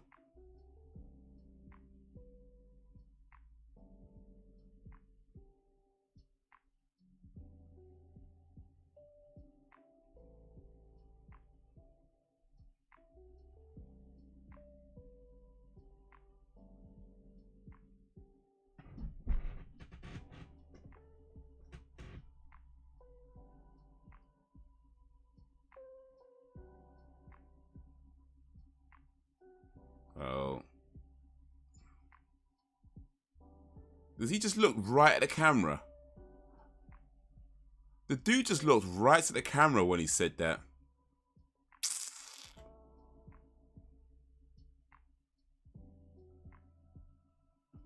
Well, that was Halloween 3, Season of the Witch. What y'all think of that? I thought it was okay, actually. I think from what I can remember, it's probably a little bit better than as I remember watching it. But then part of that is, you know, it's years later, different mindset, blah, blah, blah, blah, blah, blah. But yeah, overall, you know, it's kind of slow pace, has some cool kills in it. You know, interesting concept, I guess, with the whole thing about the Halloween mask and trying to kill all the kids with putting on the mask. But it did feel a bit too slow moving for me and kind of a bit boring at times, really. So, it was alright. It was alright. Girl Next Door is nothing like those movies.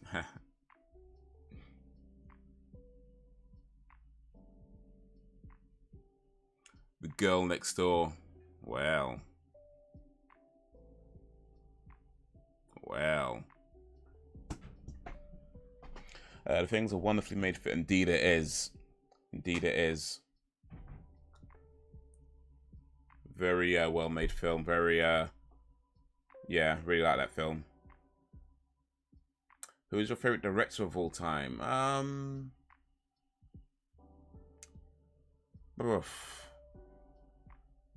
gonna go with John Woo. Mainly because he made a lot of great action movies, which I really like. Some of my favorite movies, a lot of my favorite movies are by John Woo. And also, he made the film that really got me into films, which is called Hard Boiled. So yeah, I'll go with John Woo. I mean, I've seen films before I watched Hard Boiled, but the time I saw Hard Boiled was really when I was kind of like, that's the film, the first film I can remember watching that really made me want to know more about films. You know, that really made me want to watch it and learn more about it, and you know, look up other movies in the genre and other films that the directors made. That was the first film that I watched where I was like, yo, I need to see more of this. So yeah, John Woo. If you don't know about John Woo, you better get to know. Definitely John Carpenter or Wes Craven. Last House on the Left was grim. Some other realistic horrors, thrillers, urban legends 1 and 2. The Boy, saw The Boy at the movies. Took place over there in the UK. I see The Boy. The Boy. Okay, I think I know what you're talking about. Not seen it, but yeah, I think I know it. My favorite director is Stanley Kubrick. Okay, yeah. I'll have to check out the Girl Next Door trailer. I like it. If you separate it from Halloween movies, it's alright. Yeah, I mean, I guess they kind of separated themselves from the Halloween movies, really. I mean, apart from having Halloween on the TV, the original Halloween movie on TV, apart from that, they're pretty separate from just, yeah, the Halloween movies anyway, by their own design. It's set in, I guess, an alternate universe to those Halloween movies. It just uses the name Halloween. I guess I assume anyway, the idea at the time was that it was going to be about Halloween and not necessarily about Michael Myers, and the direction they wanted to go in was maybe more like a Final Fantasy type thing where you have like a different story each time. But well, I guess that wasn't the case, because the next Halloween movie was about Michael Myers. So they tried something, it didn't work, and then they went back to Michael Myers, which is fine, it happens. But I mean, I feel like the film has some really cool parts in it. Like I said, I like the kills in it. I thought the kills were really cool. Some gruesome ones as well. That's always a good thing in a horror movie. I mean, the whole thing about it being separate from the previous movies, I mean, it's a creative choice, I guess. I mean, the first two were Michael Myers, so it does seem a bit odd that the third one hasn't. If it was like Michael Myers was the first one and Michael Myers had nothing to do with the second one, then maybe it wouldn't feel so odd. But because Michael Myers is in the first and second with Jamie Lee Curtis, you know, was it Laurie Strode in the first and second as well. So the first and second clearly do their own thing. And then this one is like, nah, we're just going to go into a different universe where those movies are just a movie.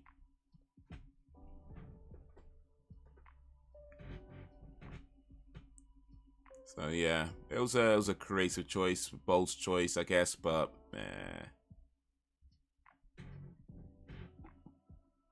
Oh, George A. Romero, yes, of course. The zombie legend.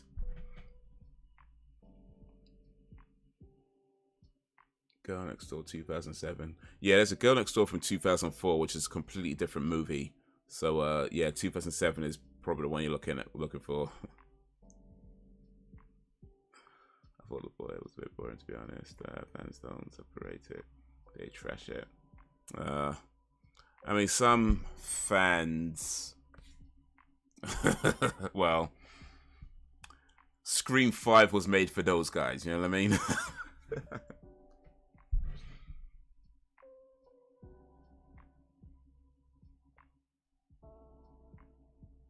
Then again, I spend a lot of time trashing movies myself, so... Wes Craven, Stephen King are some of mine. There's two I'm thinking about. I got it. I know that Stephen King never directed a movie. He did actually. I can't remember the name of the movie, but yeah, he did actually direct a movie. Let me try if I could find it. But yeah, he mostly wrote books, then the books were turned into movies. I think he did a few screenplays, but he did, yeah, there is at least one movie that he directed. I've not seen it. I cannot remember what it's called. But yeah, I remember seeing somewhere that he did actually direct at least one movie. Let me see if I can find it. Let me see if I can find it. Here we go. Yeah, he directed one movie. It's called Maximum Overdrive from 1986. Just get it on my screen now. That's the wrong button. What am I looking for?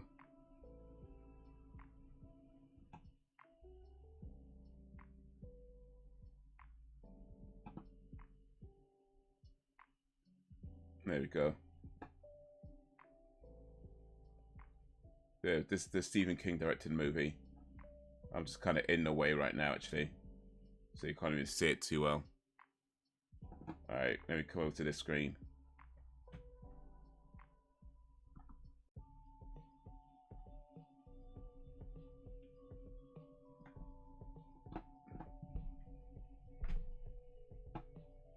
But yeah, this is it. I ain't seen it, but yeah, written and directed by Stephen King.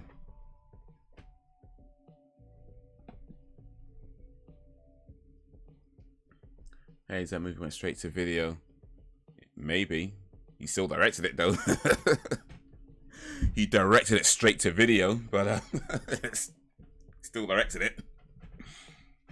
He still stood behind a camera and said, "Stand over there, smile."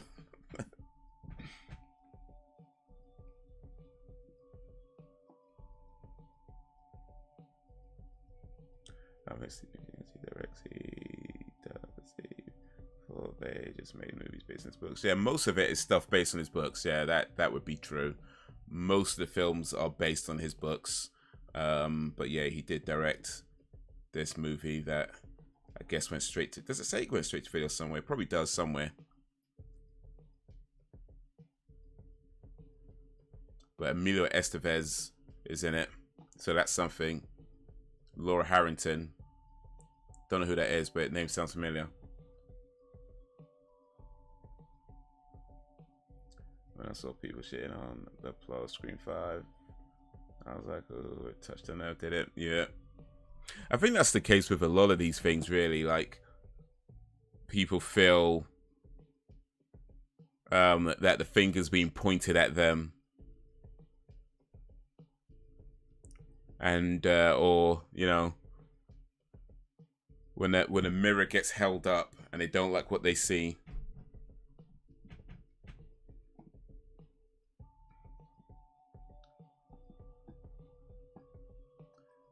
His talent's clearly lied in writing.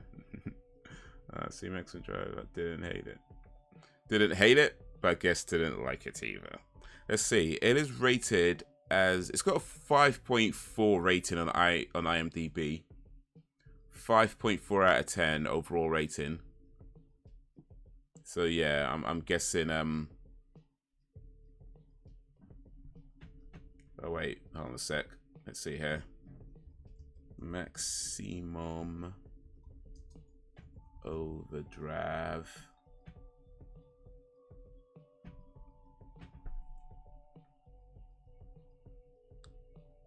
Rotten Tomatoes has it at 15%.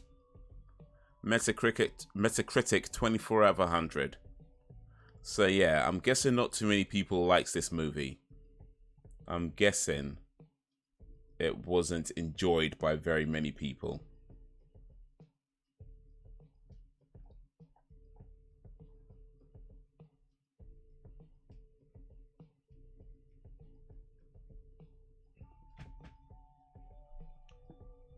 So maybe he can write a good book, but not so much direct a good movie, it seems. But hey, he tried, right? You know, he tried his hand at directing. I guess it didn't work too well for him, but, you know, he tried, right? Not wrong with trying.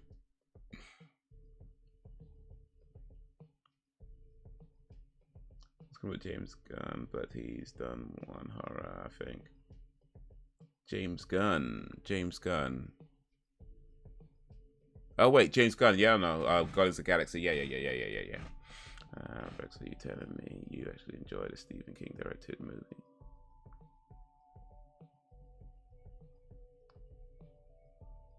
Nah, just the films and ish influenced by him. Something tells me Stephen King movies make great doorstops. Well, I mean, assuming they're in a an appropriately shaped DVD case. This isn't the movie, is it? That they're showing here. That's not the movie, is it? No, this is something else. I know what they're showing on this bit here, but I don't think that's Maximum Overdrive, because this does not look like 1986. Whatever this movie is, this does not look like 1986 at all.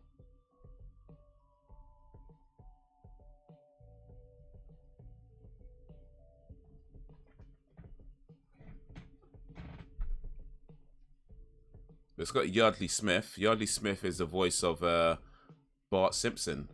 No, Lisa. Lisa, excuse me. The voice of Lisa. Lisa Simpson. Yeah, Lisa Simpson.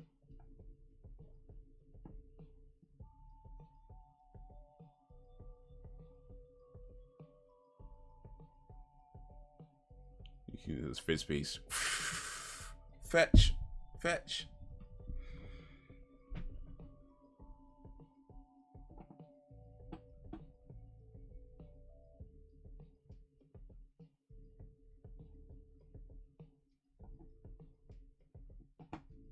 Let's see here. Let's share here. Maximum Overdrive. I'm going to try and find if it's on one of these streaming platforms. Because a film that bad, if we can, probably should be added to our movie nights one of these days. So let's see. It is not on any streaming platform. That is a damn shame. It is not on any, not even like as something you can buy. That is a damn shame. I mean, I don't care how bad a movie it is, it should always be available to stream somewhere, so everybody can see how bad it is. I feel like at the very least, all terrible movies should be available to stream. Even if not all good movies are, at least all terrible movies. Any movie that's like rated below 50%, it should be just made available to stream for free. I feel like that should be a law. All terrible movies should be available to stream for free.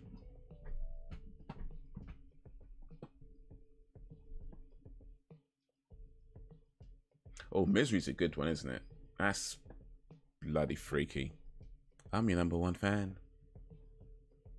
Resident Evil Apocalypse is one of my favorites of the films, especially since it mirrored the games, the old school games. Resident Evil. I like Scream. Oh yeah, he did write that, didn't he?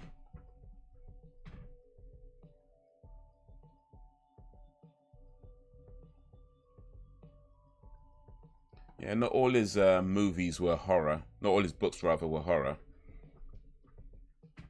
Some of them were The Green Mile. But he did write a lot.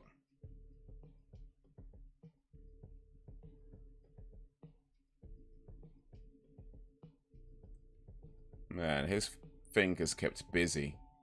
He has written a lot of stuff. I mean, to be fair, a lot of it is like, you know, remakes or whatever, but still.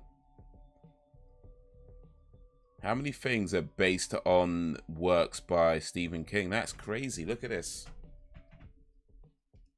How many movies or whatever has been based on something written by Stephen King?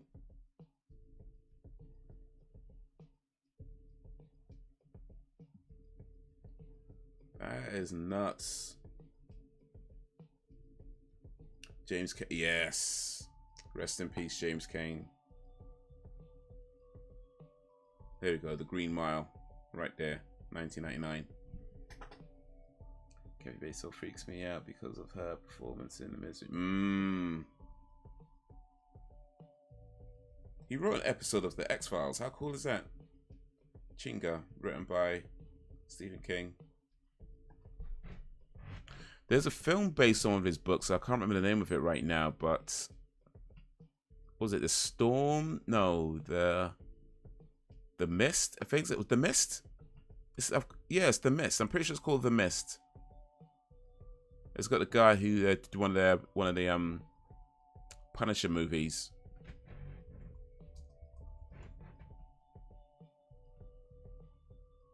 Yeah, this is a good one. If you've not seen this is a really good one.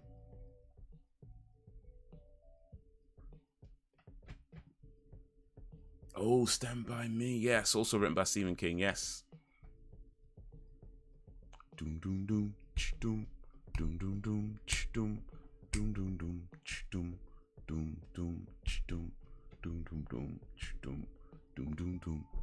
Yeah, I remember seeing Stand By Me when I was real young, and then watching it again years later. But yeah, it's a fantastic film, superb film. River Phoenix.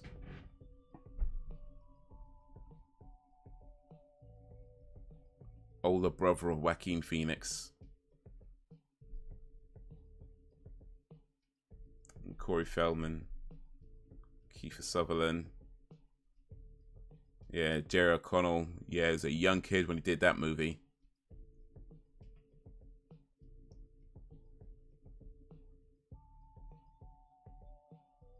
Kind of a young chubby kid when he did that movie, actually.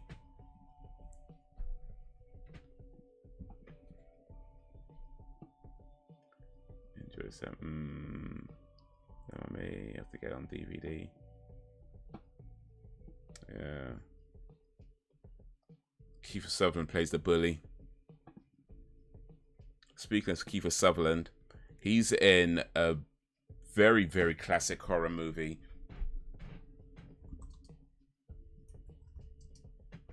He's in maybe one of the most classic horror movies of all classic horror movies.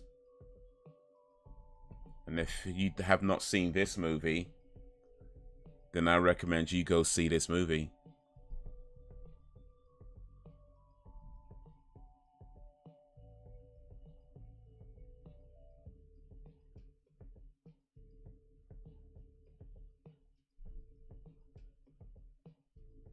But that is a real good movie.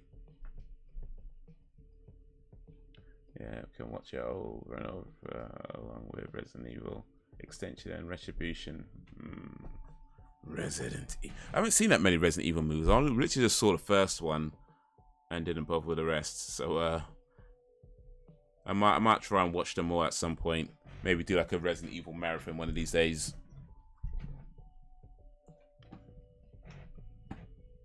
Maybe. Yeah, Stand By Me is excellent. I liked the movie The Mist. The end of the... Oh, for real. Oof. Yeah, if you've not seen The Mist, see The Mist. It's... Oof. River Phoenix would have been around Johnny Depp's age or a couple of years younger. He and Johnny were homeboys.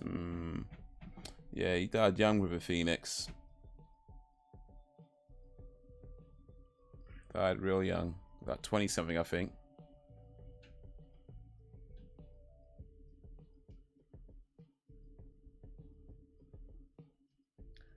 Not a lot of people know the Running Man with Arnie is actually Stephen King. Was it?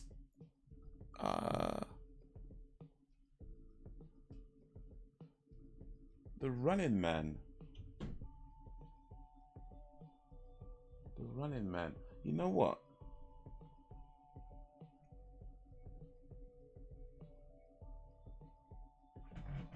Before I look this up, I'm trying to remember because one of Arnold Schwarzenegger's movies is written by Philip K. Dick, who wrote A Scanner Darkly.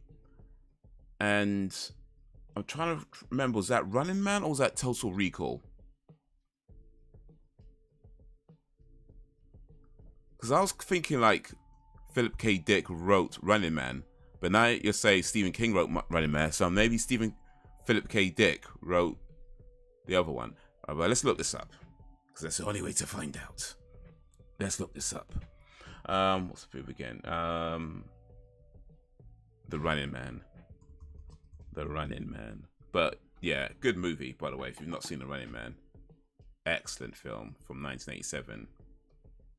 And it is Stephen King. Yeah, Stephen King and Stephen E. D'Souza, who did a screenplay. So which one was Philip K. Dick then? Because Philip K. Dick definitely did write a movie that Arnold Schwarzenegger is in, and apparently it's not The Running Man. So maybe that was Total Recall. Let me see here.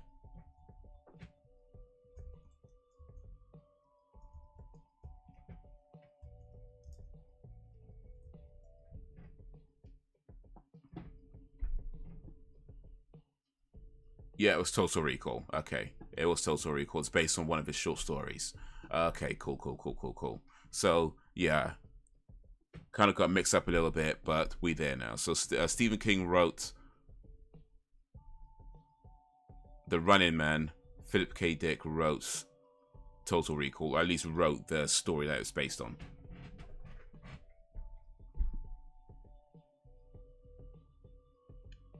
Lost Boys, yeah.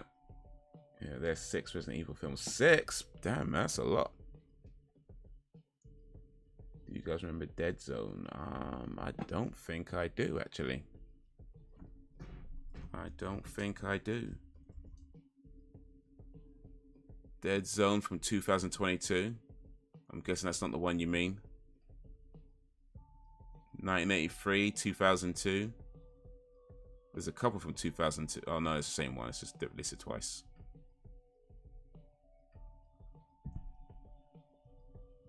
Running Man was ahead of time, though, for sure. Though that was like the game show where they literally fight for their life. You know, they put the criminals in there with the hunters. No, they call them something though. No, they don't call them hunters. They call them something else. I can't remember, but yeah.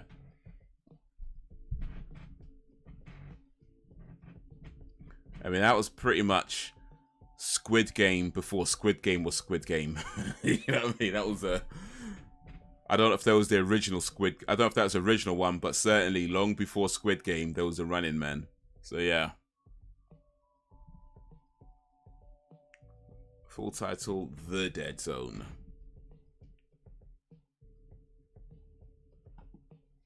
Okay. So that's either the 1983 one or the 2002. I'm going to go with 983. There we go. Stephen King. So I'm guessing this is the one you're talking about. And Total Recall is a good movie as well, by the way. If you've not seen Total Recall, another classic Arnie movie. Where they go to Mars. This whole thing about whether he's the real Quaid or a fake Quaid. Like, if his memories are real and all that sort of stuff. And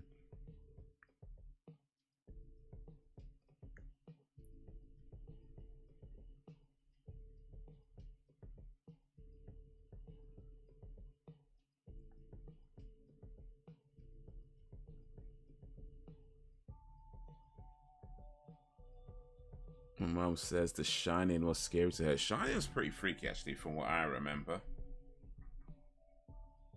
It's pretty freaky. I don't remember a lot of it, though. I haven't seen it for a long time, and I remember it being a really long movie.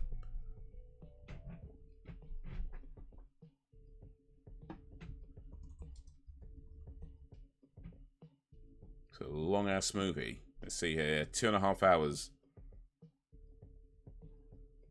Maybe I'll try and get through it again at some point, but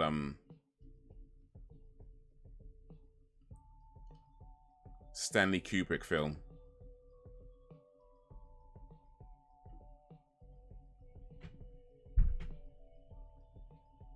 It was the way they faked the news to make it look like he killed those guys. It was telling us the media secrets. Yes, that was that. Yeah, Running Man. Yes, sorry, I was trying to figure out what we were talking about. My bad, sorry. But yeah, Running Man. Yes. Was it the Butcher of Bakersfield they come up with, and then they doctored the imagery because he tried to save them, but they knocked him out or something, and because he disobeyed the direct order, and they made him look like he actually killed everybody. So they put him in prison and going to be the scapegoat. I picked up Rico gets no credit. That was a really good story. I said one for a minute as well. I know they did a remake of it. I've not seen that remake. Apparently the remake isn't very good, but oh well. It's usually how those things go. But still, I might want to try and check it out at some point. But yeah, the original was a classic, for sure. In fact, the original was directed by Paul Verhoeven, who directed RoboCop.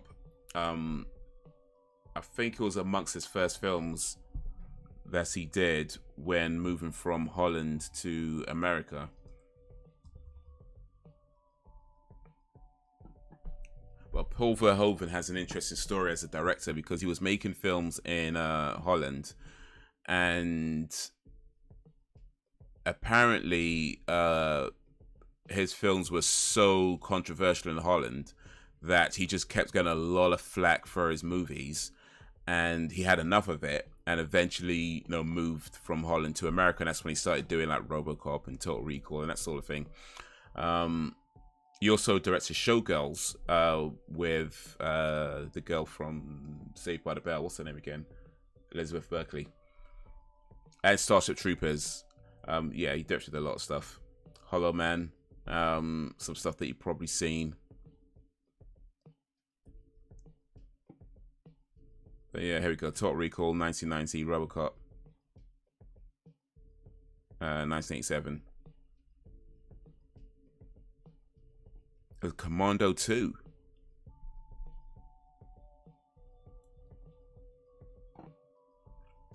Commando 2. I did see one of his movies that he made in Holland. I don't remember what it was called. It was about this. Well, I remember it was about this girl. Apparently, it was a Commando 3, actually. I don't think it's with Arnold Schwarzenegger, though. I'm guessing this Commando 3 has nothing to do with the one that Arnold Schwarzenegger's in.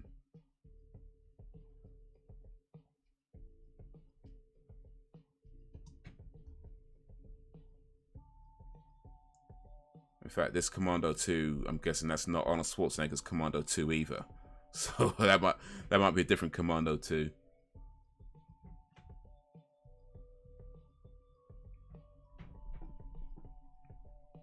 But yeah, I did see one of Paul Verhoeven's movies that he made in Holland, and like I said, I don't remember what it was called, or I don't really remember a whole lot what happened in it. But what I do remember is that there's this scene where they have this girl who works in the shop, and it's getting up to this closing time, and they're putting things away, locking stuff up, blah blah blah blah blah, right? And it's just the girl and the shop owner that are left, and the shopkeeper tells the girl to, go up to put. I think she tells him to put something in the attic or whatever, put something upstairs, and so she does. And then as she's putting it away, and she's kind of looking around, and she starts playing with this toy that she finds. Kind of finds this toy doll thing, whatever. And all you see on camera is like the girl's playing, and then you see the shadow of the guy. You don't see this guy, so you just see the shadow of the guy kind of cast on the wall, and clearly naked with a erect penis, and he's just standing there, and then the girl turns and sees him, and then he just runs at the girl, and well, nothing nice happens after that. So that was one of his films that he made in Holland.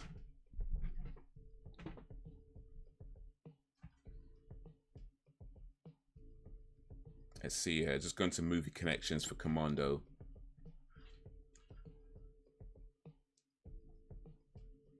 Okay, so nothing seems to be listed as... Oh, I haven't gone down for... Oh, featured in. Okay, yeah, it doesn't have to have anything listed, so... Maybe it's just rumors right now about Commando 2. Maybe, but you never know. I mean, Hollywood, wouldn't be surprised. I saw Showgirls S3, cannot think of one thing I liked about it.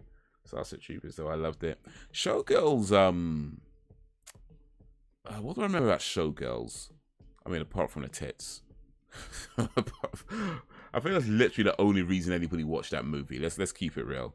I don't think anybody watched it because they thought it was going to be an amazing story. That being said, I feel like I remember the story being pretty decent, but oh man, it's been so long, I don't remember. I think a lot of people watched it because it was like Jessie Spano, you know, Elizabeth Berkley, who played Jessie Spano, and Jessie Spano was like the straight A stand-up student. It was such a massively different role to that.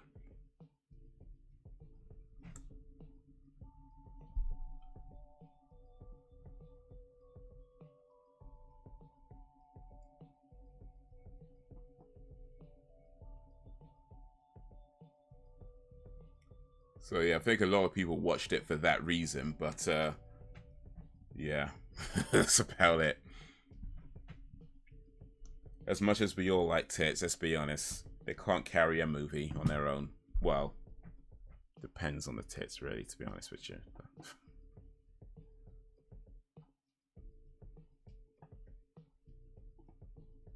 I saw Showgirls on S3 cannot think. Oh, yeah. But yeah, Starship Troopers was pretty cool, though. I ain't seen it for a minute, by the way. There's loads of movies I should probably watch again.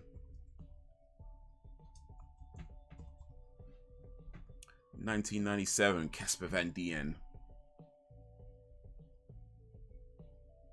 And Denise Richards. Yeah, Denise Richards was big star at the time. Neil Patrick Harris. Her acting, though. Rue McLachlan. Okay, Golden Girls in it. Oh, Dean Norris was in Starship Troopers. Okay.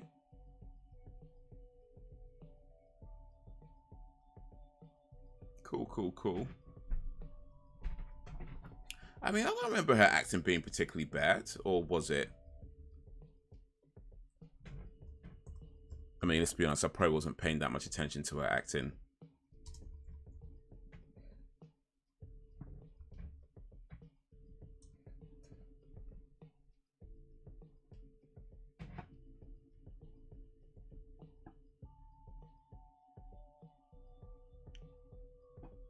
Showgirls, NC-17. Wait, if I understand correctly, and my American friends can help me out with this, but an NC-17 rating in America means that most shops won't sell that movie, or most theaters won't even show that movie when it gets an NC-17 rating. Because it's effectively just considered porn at that point. Now, I think these days, this film is probably tame compared to a lot of movies that come out. But NC-17, is that right? Because I'm pretty sure I've heard about the NC-17 rating. Like, a lot of films would edit, a lot of like studios would edit their films to bring it down from an NC-17. And even like the R rating, a lot of times films would edit to bring it down from that because they want to get it to as many eyes as possible. But certainly at NC-17, I feel like I remember hearing that a lot of theaters won't show it. A lot of places won't sell it on DVD or Blu-ray, whatever.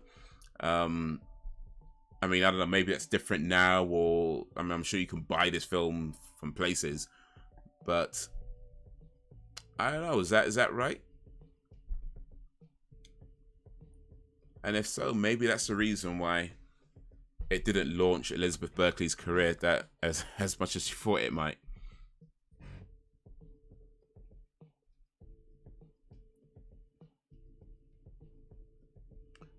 Rated NC-17 for nudity and erotic sexuality throughout, and some strong graphic language and sexual violence.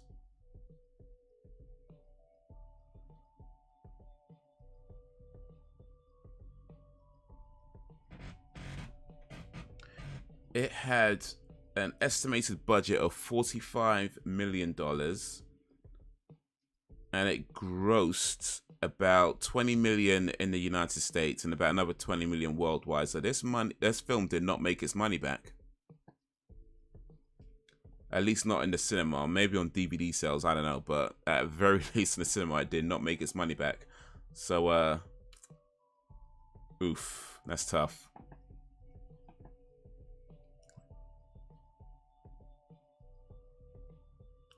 Tell you like Commander 2 is not on Disney, it's on Amazon Prime. I see.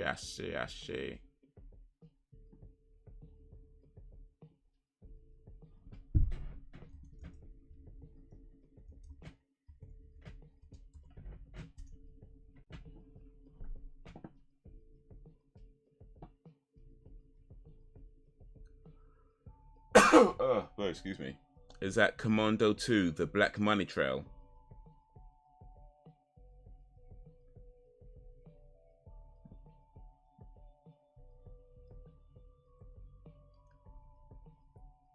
India's most wanted black money agent, Vicky Chadha, gets arrested in Malaysia and is kept in a safe house by the authorities along with his wife.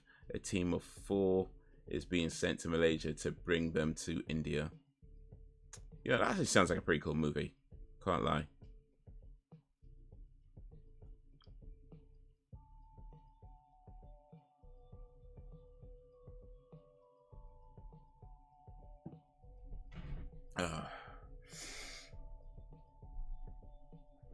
Oh man. Minos. Alright, what's the time? It is 20 past 11.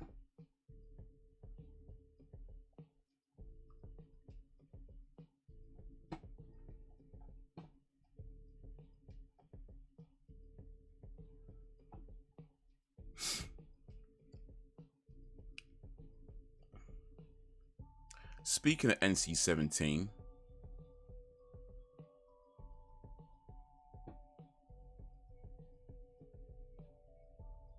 they're making a Marilyn Monroe movie. Well, they've made a Marilyn Monroe movie, I should say.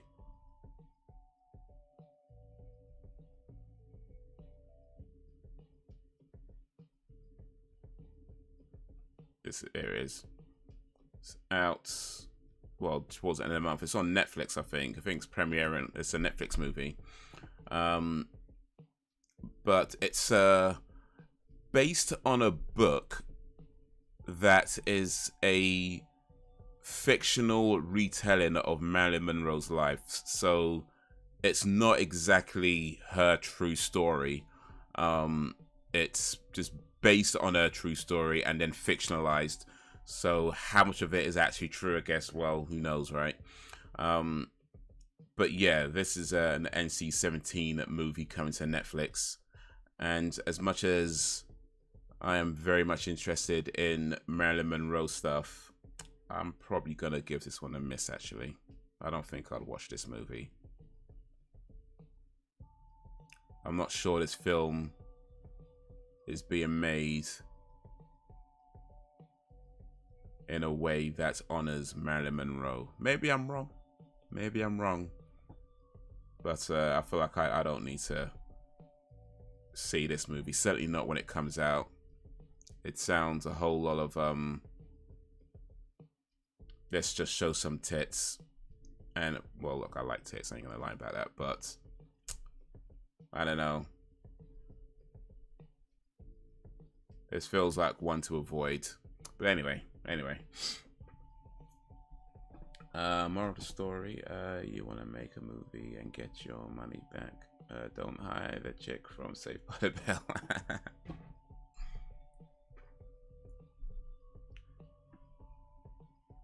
Yeah, that's a shame. I wonder what Elizabeth Berkley is doing. I know she did a Saved by the Bell reboot. But that's like last year, I think. So let's see, what's Elizabeth Berkley been doing over the years? She's doing quite a few stuff, actually. Lots of TV. Well, some TV. Yeah, quite a lot of TV, actually. Some movies. Yeah, she's been keeping busy, so that's good.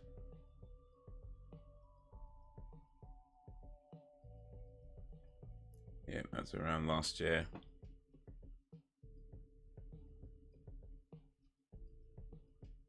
Yeah, it was a Saved by the Bell reboot. They got like the old cast back. Well, some of the old cast back, and also of course like new people as well.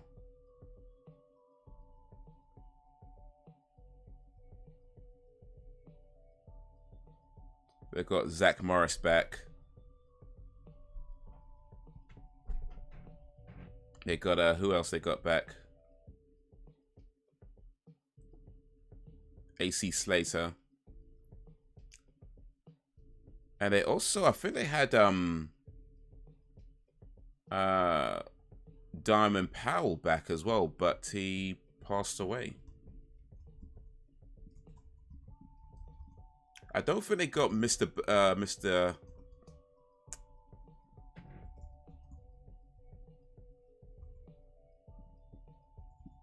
I said Powers, isn't it? No, Screech Powers. What was his real name? Flipping out, my bad. I've forgotten his name. I'm sorry, Screech. I'm sorry, Screech.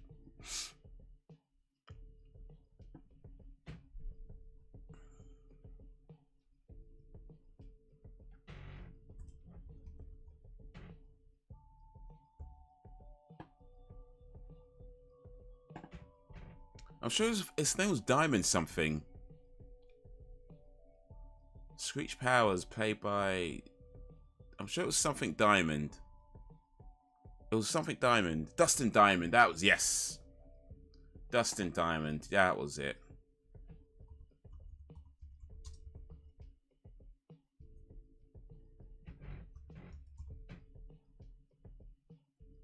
But yeah, he died in real life, 44...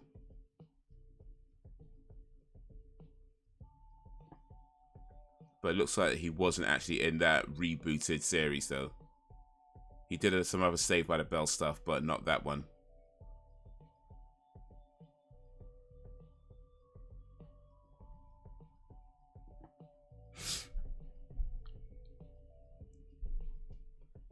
And Locke Voorhees dealing with other issues, including losing her mind. Yeah, Locke Voorhees wasn't in it. As Lisa Turtle.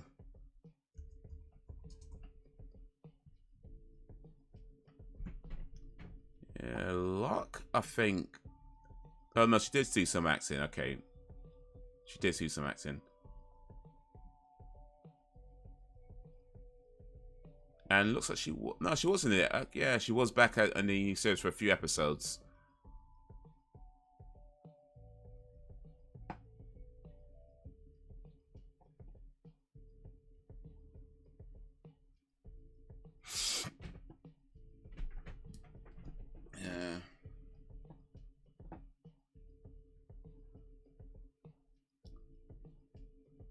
Yeah, no, Sherlock. Yeah, and I did hear about some of the issues she was going through. That's a damn shame.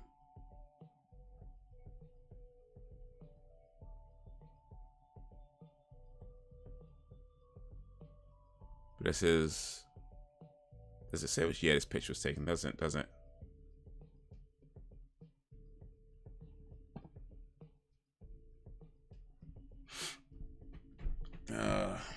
But yeah. Oh man.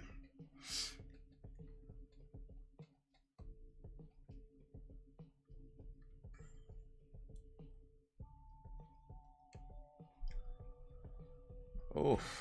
All right. Let's check this poll actually before I forget. Let's check this poll.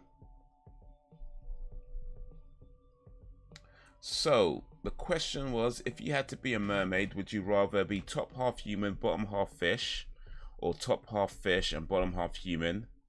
75% of you said you'd rather have the top half human and the bottom half fish, and 25% said top half fish, bottom half human. Yeah, I think I want to be. I'm going to agree with the majority in that one. I'd rather be top half human, bottom half fish. I mean, don't get me wrong, you'd have your struggles.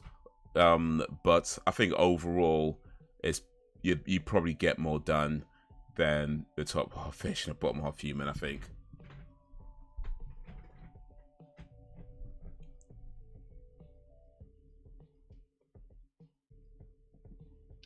The actor who played Xander and Buffy, his life has gone downhill. He's often in trouble. That's a shame.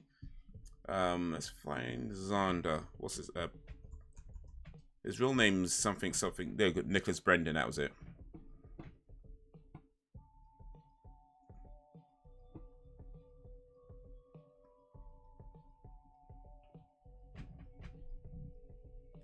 Nicholas Brendan, born in 1971. He's got some stuff going on. Looks like he's got some stuff going on, so that's cool.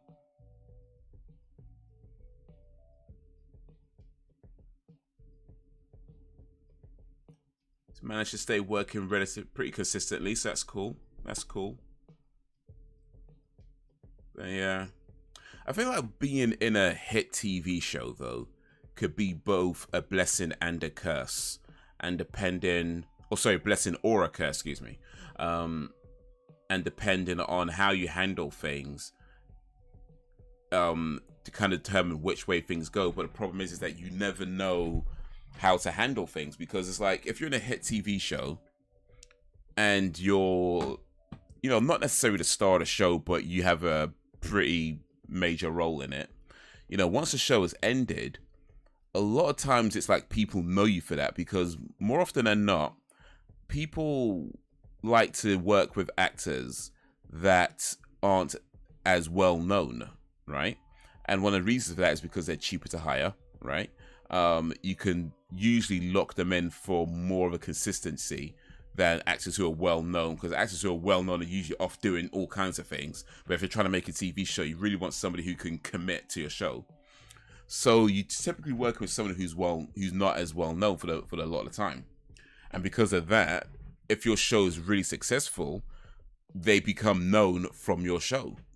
So once that show is over, you know, you could get work. It's like getting work wouldn't necessarily be a problem, but you might find that maybe people don't want to hire you unless you're playing a similar type of character, or maybe, you know, people only want to hire you for certain roles or certain, like, you know, things like that.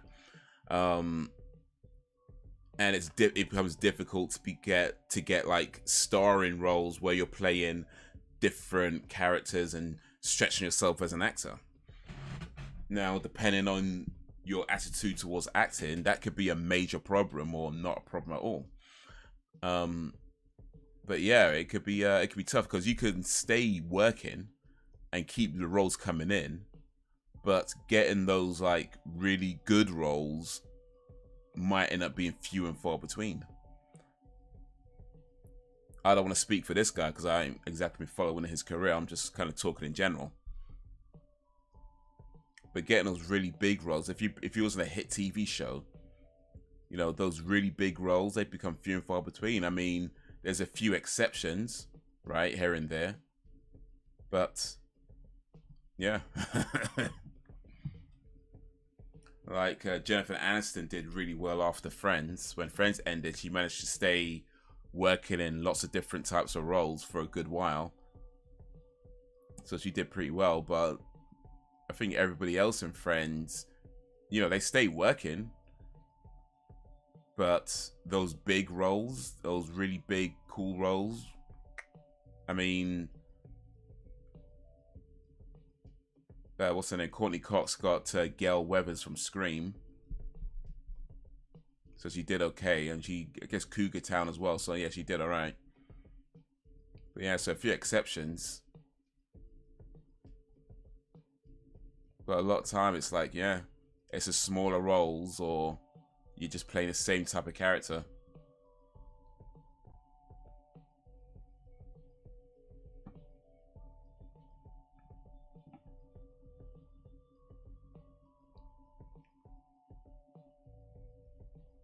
The bottom half will smell like the fishmongers. Well, I think if whichever part of you is fish, you're going to have a fishmonger smelling breath or fishmonger smelling genitalia.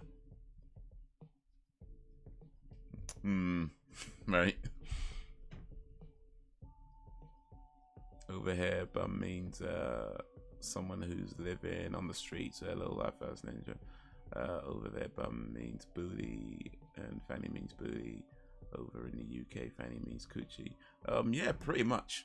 I mean, you could say bum as in, you know, somebody who's like low down or, you know, on the streets. It does get used in that way as well, but yeah, more commonly, if you hear the word bum, you're talking about arse. That's the most common use of it, I think.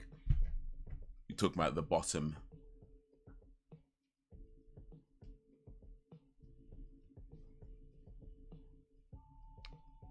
Angel's only one that works consistently. He did Bones. That was a hit show. And SEAL Team. Yeah, what's his name? David Boreanaz.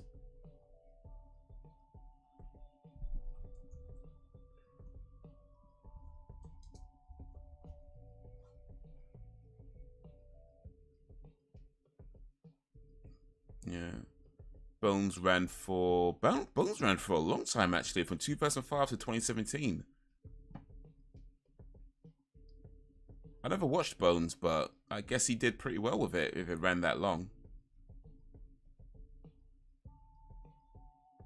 Also, that SEAL Team went for quite a while as well, so yeah. Or, I mean, still going, I suppose. 2017 to 2005, that's what, 5 years? So yeah, he did pretty well as a TV actor.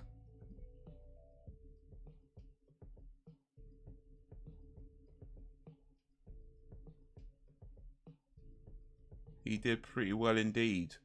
Looks like he got a few roles in some movies as well along the way.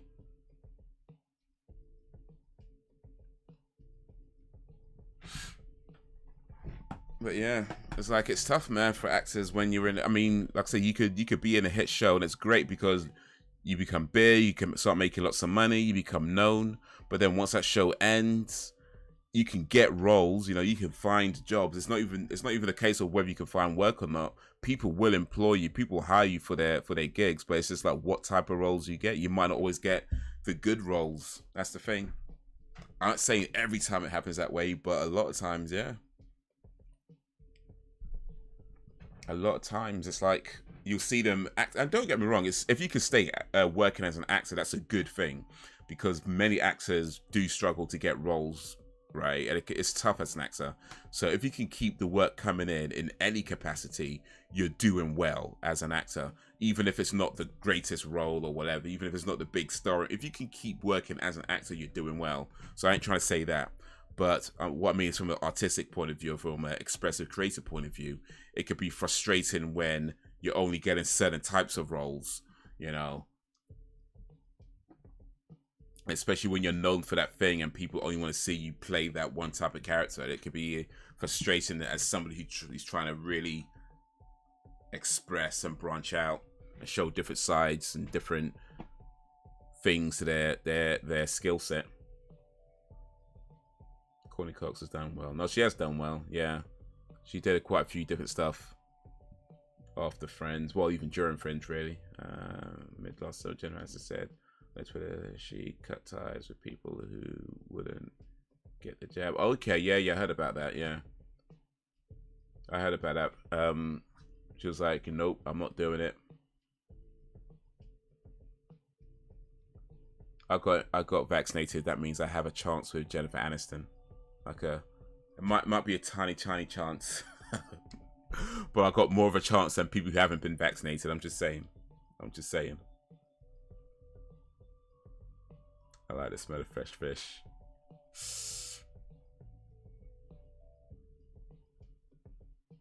Yeah, so I'm a proud non-vaxxer.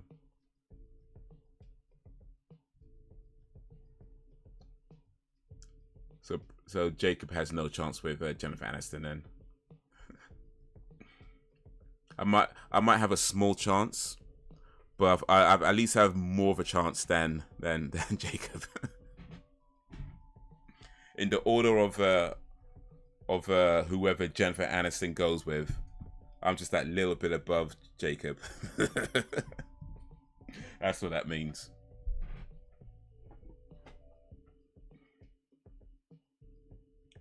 You don't smell fish. You would have gone on with my ex-girlfriend then. I've seen some episodes of Still Team. It's actually good. Why did she smell of fish, Jacob? Did you work at Billingsgate Market? It's a fish market, by the way, in case you're wondering. They just pluck some random place out of the air. Billingsgate is a fish market. If you work there, you'd smell a fish, like, all day.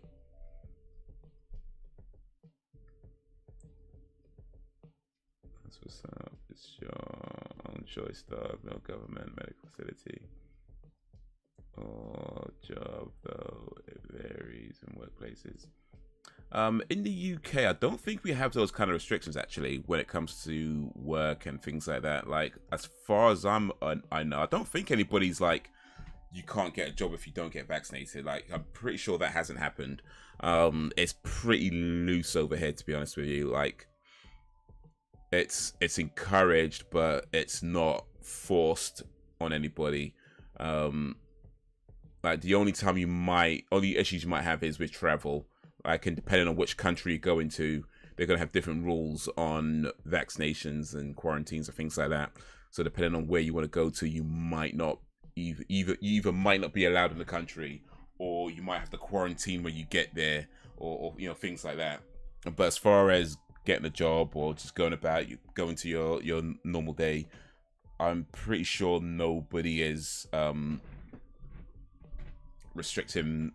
It's not that I heard of anywhere. I don't think anybody's restricting whether you've been vaccinated. You can pretty much still go where you want to go and do what you want to do, mingle with who you want to mingle with, and you know, that whole thing.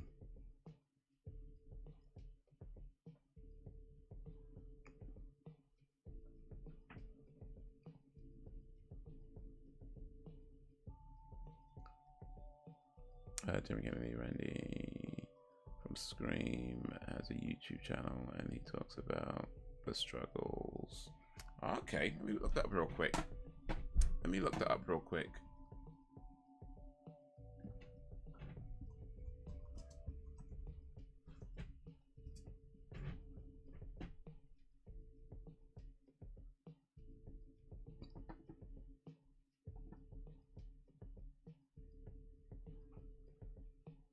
I got COVID again.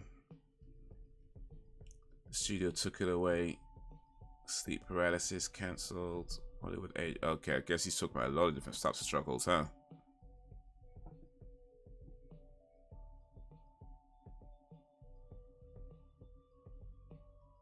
I might check this out, actually. I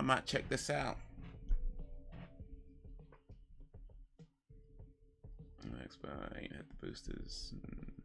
Yeah, I did get the booster, but it was a while ago, though. I need to find out if I have to get another one before Karachi.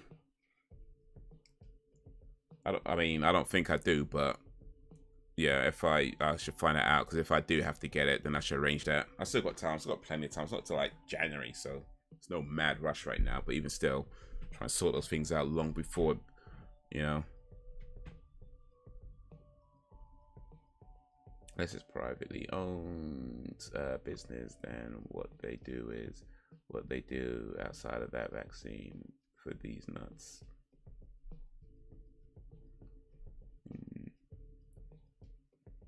It didn't go through over here to the Supreme Court, and other states weren't having it. No one really talks about COVID now over here. Yo, that's true. Yeah, things be different in the Americas, at least, well, from what I'm hearing anyway. Like, it seems like over there people are a bit more like, also polarized. Like, either you're either a pro-vaccine or anti-vaccine, and it seems very much.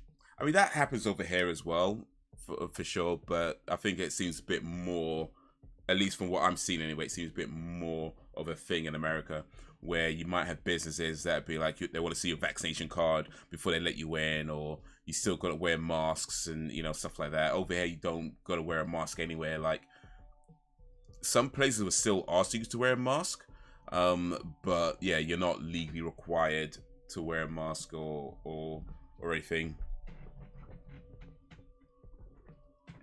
This is America. Ugh.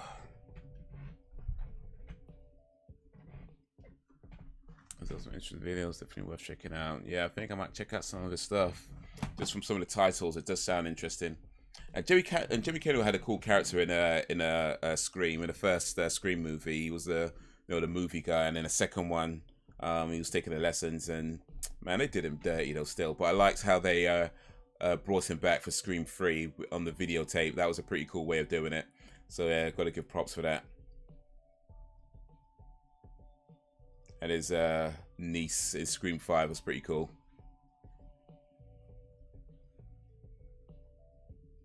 The legacy of Randy.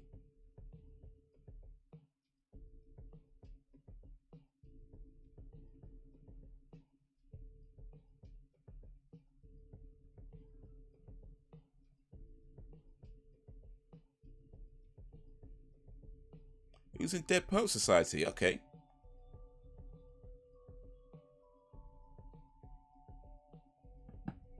It's definitely more laid back than American. So it seems. So it seems.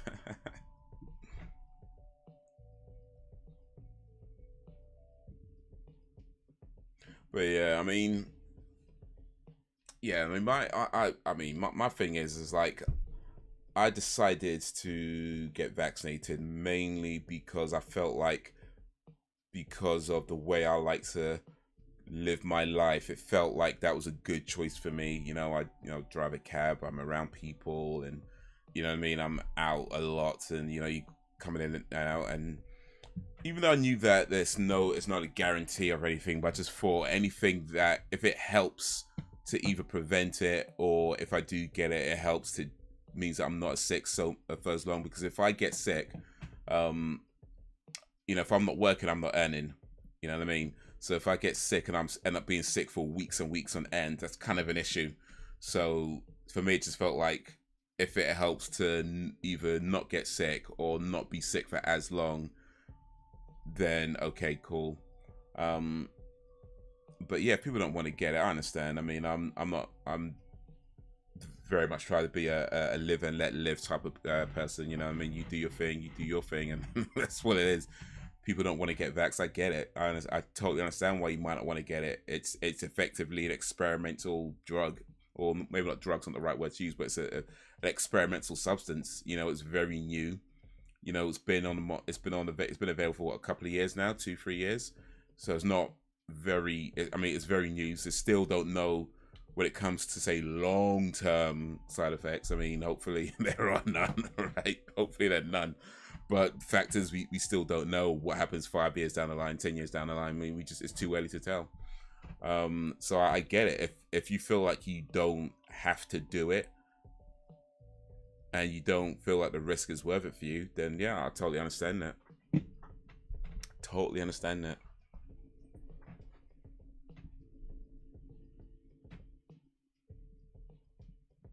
I got mine because of my mom with her having COVID.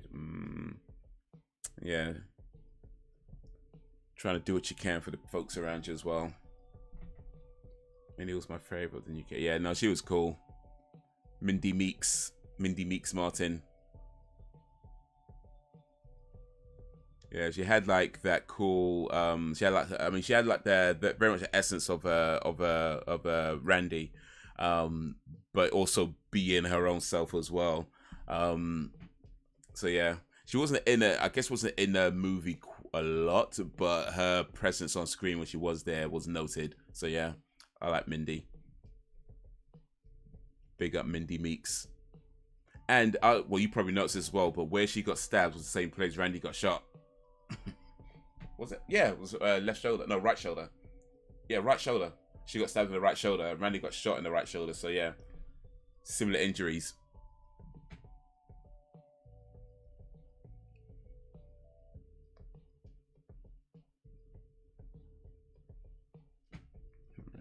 Lively and animated.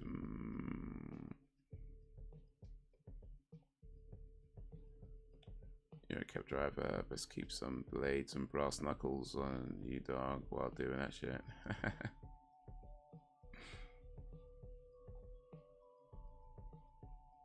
Oh snap! My bad. I thought it was a typing error. I thought it was a typing error. So I just read it as COVID. But okay, no, gotcha. In fact, yeah, I remember now. You did say that. Yeah, I remember now. You actually did say about that before. My bad. I'm sorry. I'm sorry. Sam was probably my least favorite. Sam. Oh yeah. The new main girl. The new main girl, Sam Carpenter. But you know what? I've been doing the cab stuff for about 3.5-ish years now. I don't feel the need to carry weapons around, to be honest with you. I mean, don't get me wrong. There's always a possibility something could happen. I ain't saying that. But no, I've never felt the need to carry like blades and that kind of stuff. And to be honest, that could actually end up causing a whole lot of problems, especially with my cab license. So I'm not sure it's a good idea. But yeah, I've never felt the need to do it. I mean,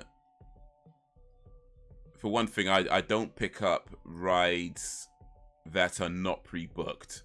So I'm not just picking up people like random, you know, like that when it's flagging you down. I'm not doing that. So it's all pre-books. It's all people who are registered with the company. You know, their cards are registered, their name, all that sort of stuff is all registered. So I don't have to worry about whether they've got cash on them or not, because they wouldn't be able to book the trip if they had no money on their card. So you know what I mean? It's already checked and paid. So it's not like I have to be like, okay, that'd be £50, please, or whatever, and then hope that they don't run away. So yeah, it's not like that for me. And yeah, you can still have people who, you know, sometimes they get a little bit feisty, you know, a little bit rude. Maybe not rude, but certainly a little bit, what's the word? Short temp. No, that's not right. You know, sometimes people, yeah, let me just stick with feisty. I think feisty is the right way to describe it. Some people get a little bit feisty. I personally haven't had anybody who's been outwardly rude though. I'm not saying that doesn't happen. I'm sure it does to some people, but I personally haven't had anybody being outwardly just flat out rude to me or behaving in any kind of violent way towards me.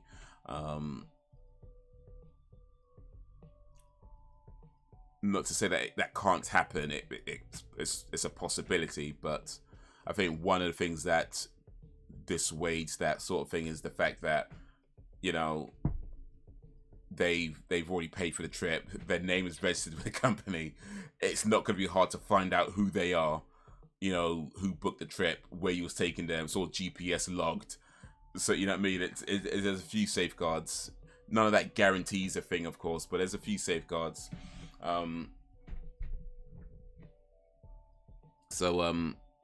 Yeah, I don't feel I need to carry around a weapon with me. To be honest, I feel like that would just end up causing more problems than it would solve.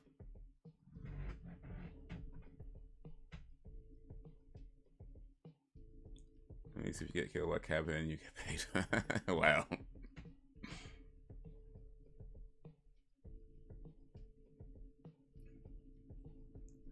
Make sure you give me 5 stars.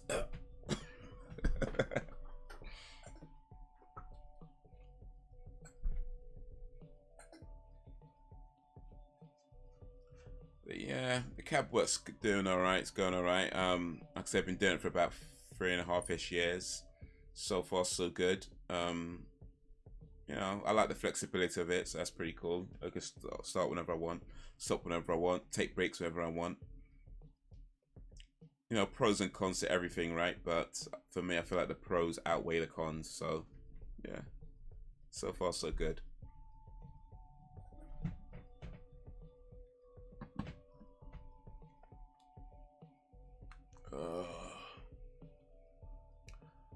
Oof. But as for now, I think that's a good time to start winding down. Gonna warm up some of that food cooked by my mom's and have that. Some of that homemade rotel dip. Food cooked by mom's.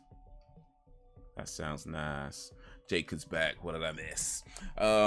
Just talking about being a cab driver, really. But yeah, just about to wrap up, really. So I haven't missed too much. If I kill you, I'll make sure I'll give you a bet. Hey, come on. You can't kill somebody and give them a bad review. That's just a piss take. Come on, Sam. Come on, Sam. You can't. At least give her 5 stars and leave a tip. You know what I mean? Like, kill somebody and that's like spitting on somebody's grave. You know what I mean? It's like, come on, at least give it a good rating. Yeah, I'm putting some crushed red peppers in the dip to make it. Oh, I do like spice. I do like the spice.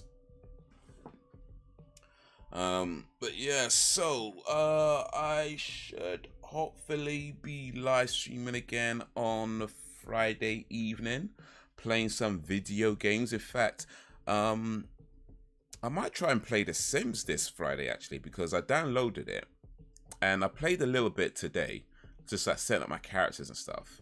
But I have absolutely no idea what I'm doing with this game. So I don't know. I might try and play a little bit of The Sims this Friday. We'll see. See if I can figure out how to make a boyfriend and kill him. Because I feel that's what you're supposed to do in a Sim. You're supposed to make a boyfriend and kill the boyfriend. So I need to figure out how to do that. If I could figure that out, I'm good. But yeah, so she'll hopefully be live streaming this Friday. And possibly during the week, we'll see how that goes. If I can get time to maybe drop a live stream from the car. Or maybe record a video real quick and drop it on the channel. I'm working on a video for the movie channel, which is called Why Scream Is Trash. So look out for that in when it's ready. And I should have a new podcast up on the podcast channel either this Wednesday or Thursday, or maybe Friday. We'll see how that goes as well. But look out for that this week. Chatting with my friend who's a cosplayer who just had a new baby. I will talk about that and her journey and some other cool stuff as well. Pro Second Amendment pro gun. Yeah, I like my guns. Well, I like guns on TV. Dude is a jerk. He doesn't know Die Hard is a Christmas movie so often. Would you actually write it in a review? He said Die Hard is not a Christmas movie. 1 star. To answer your question, my ex didn't really smell a fish.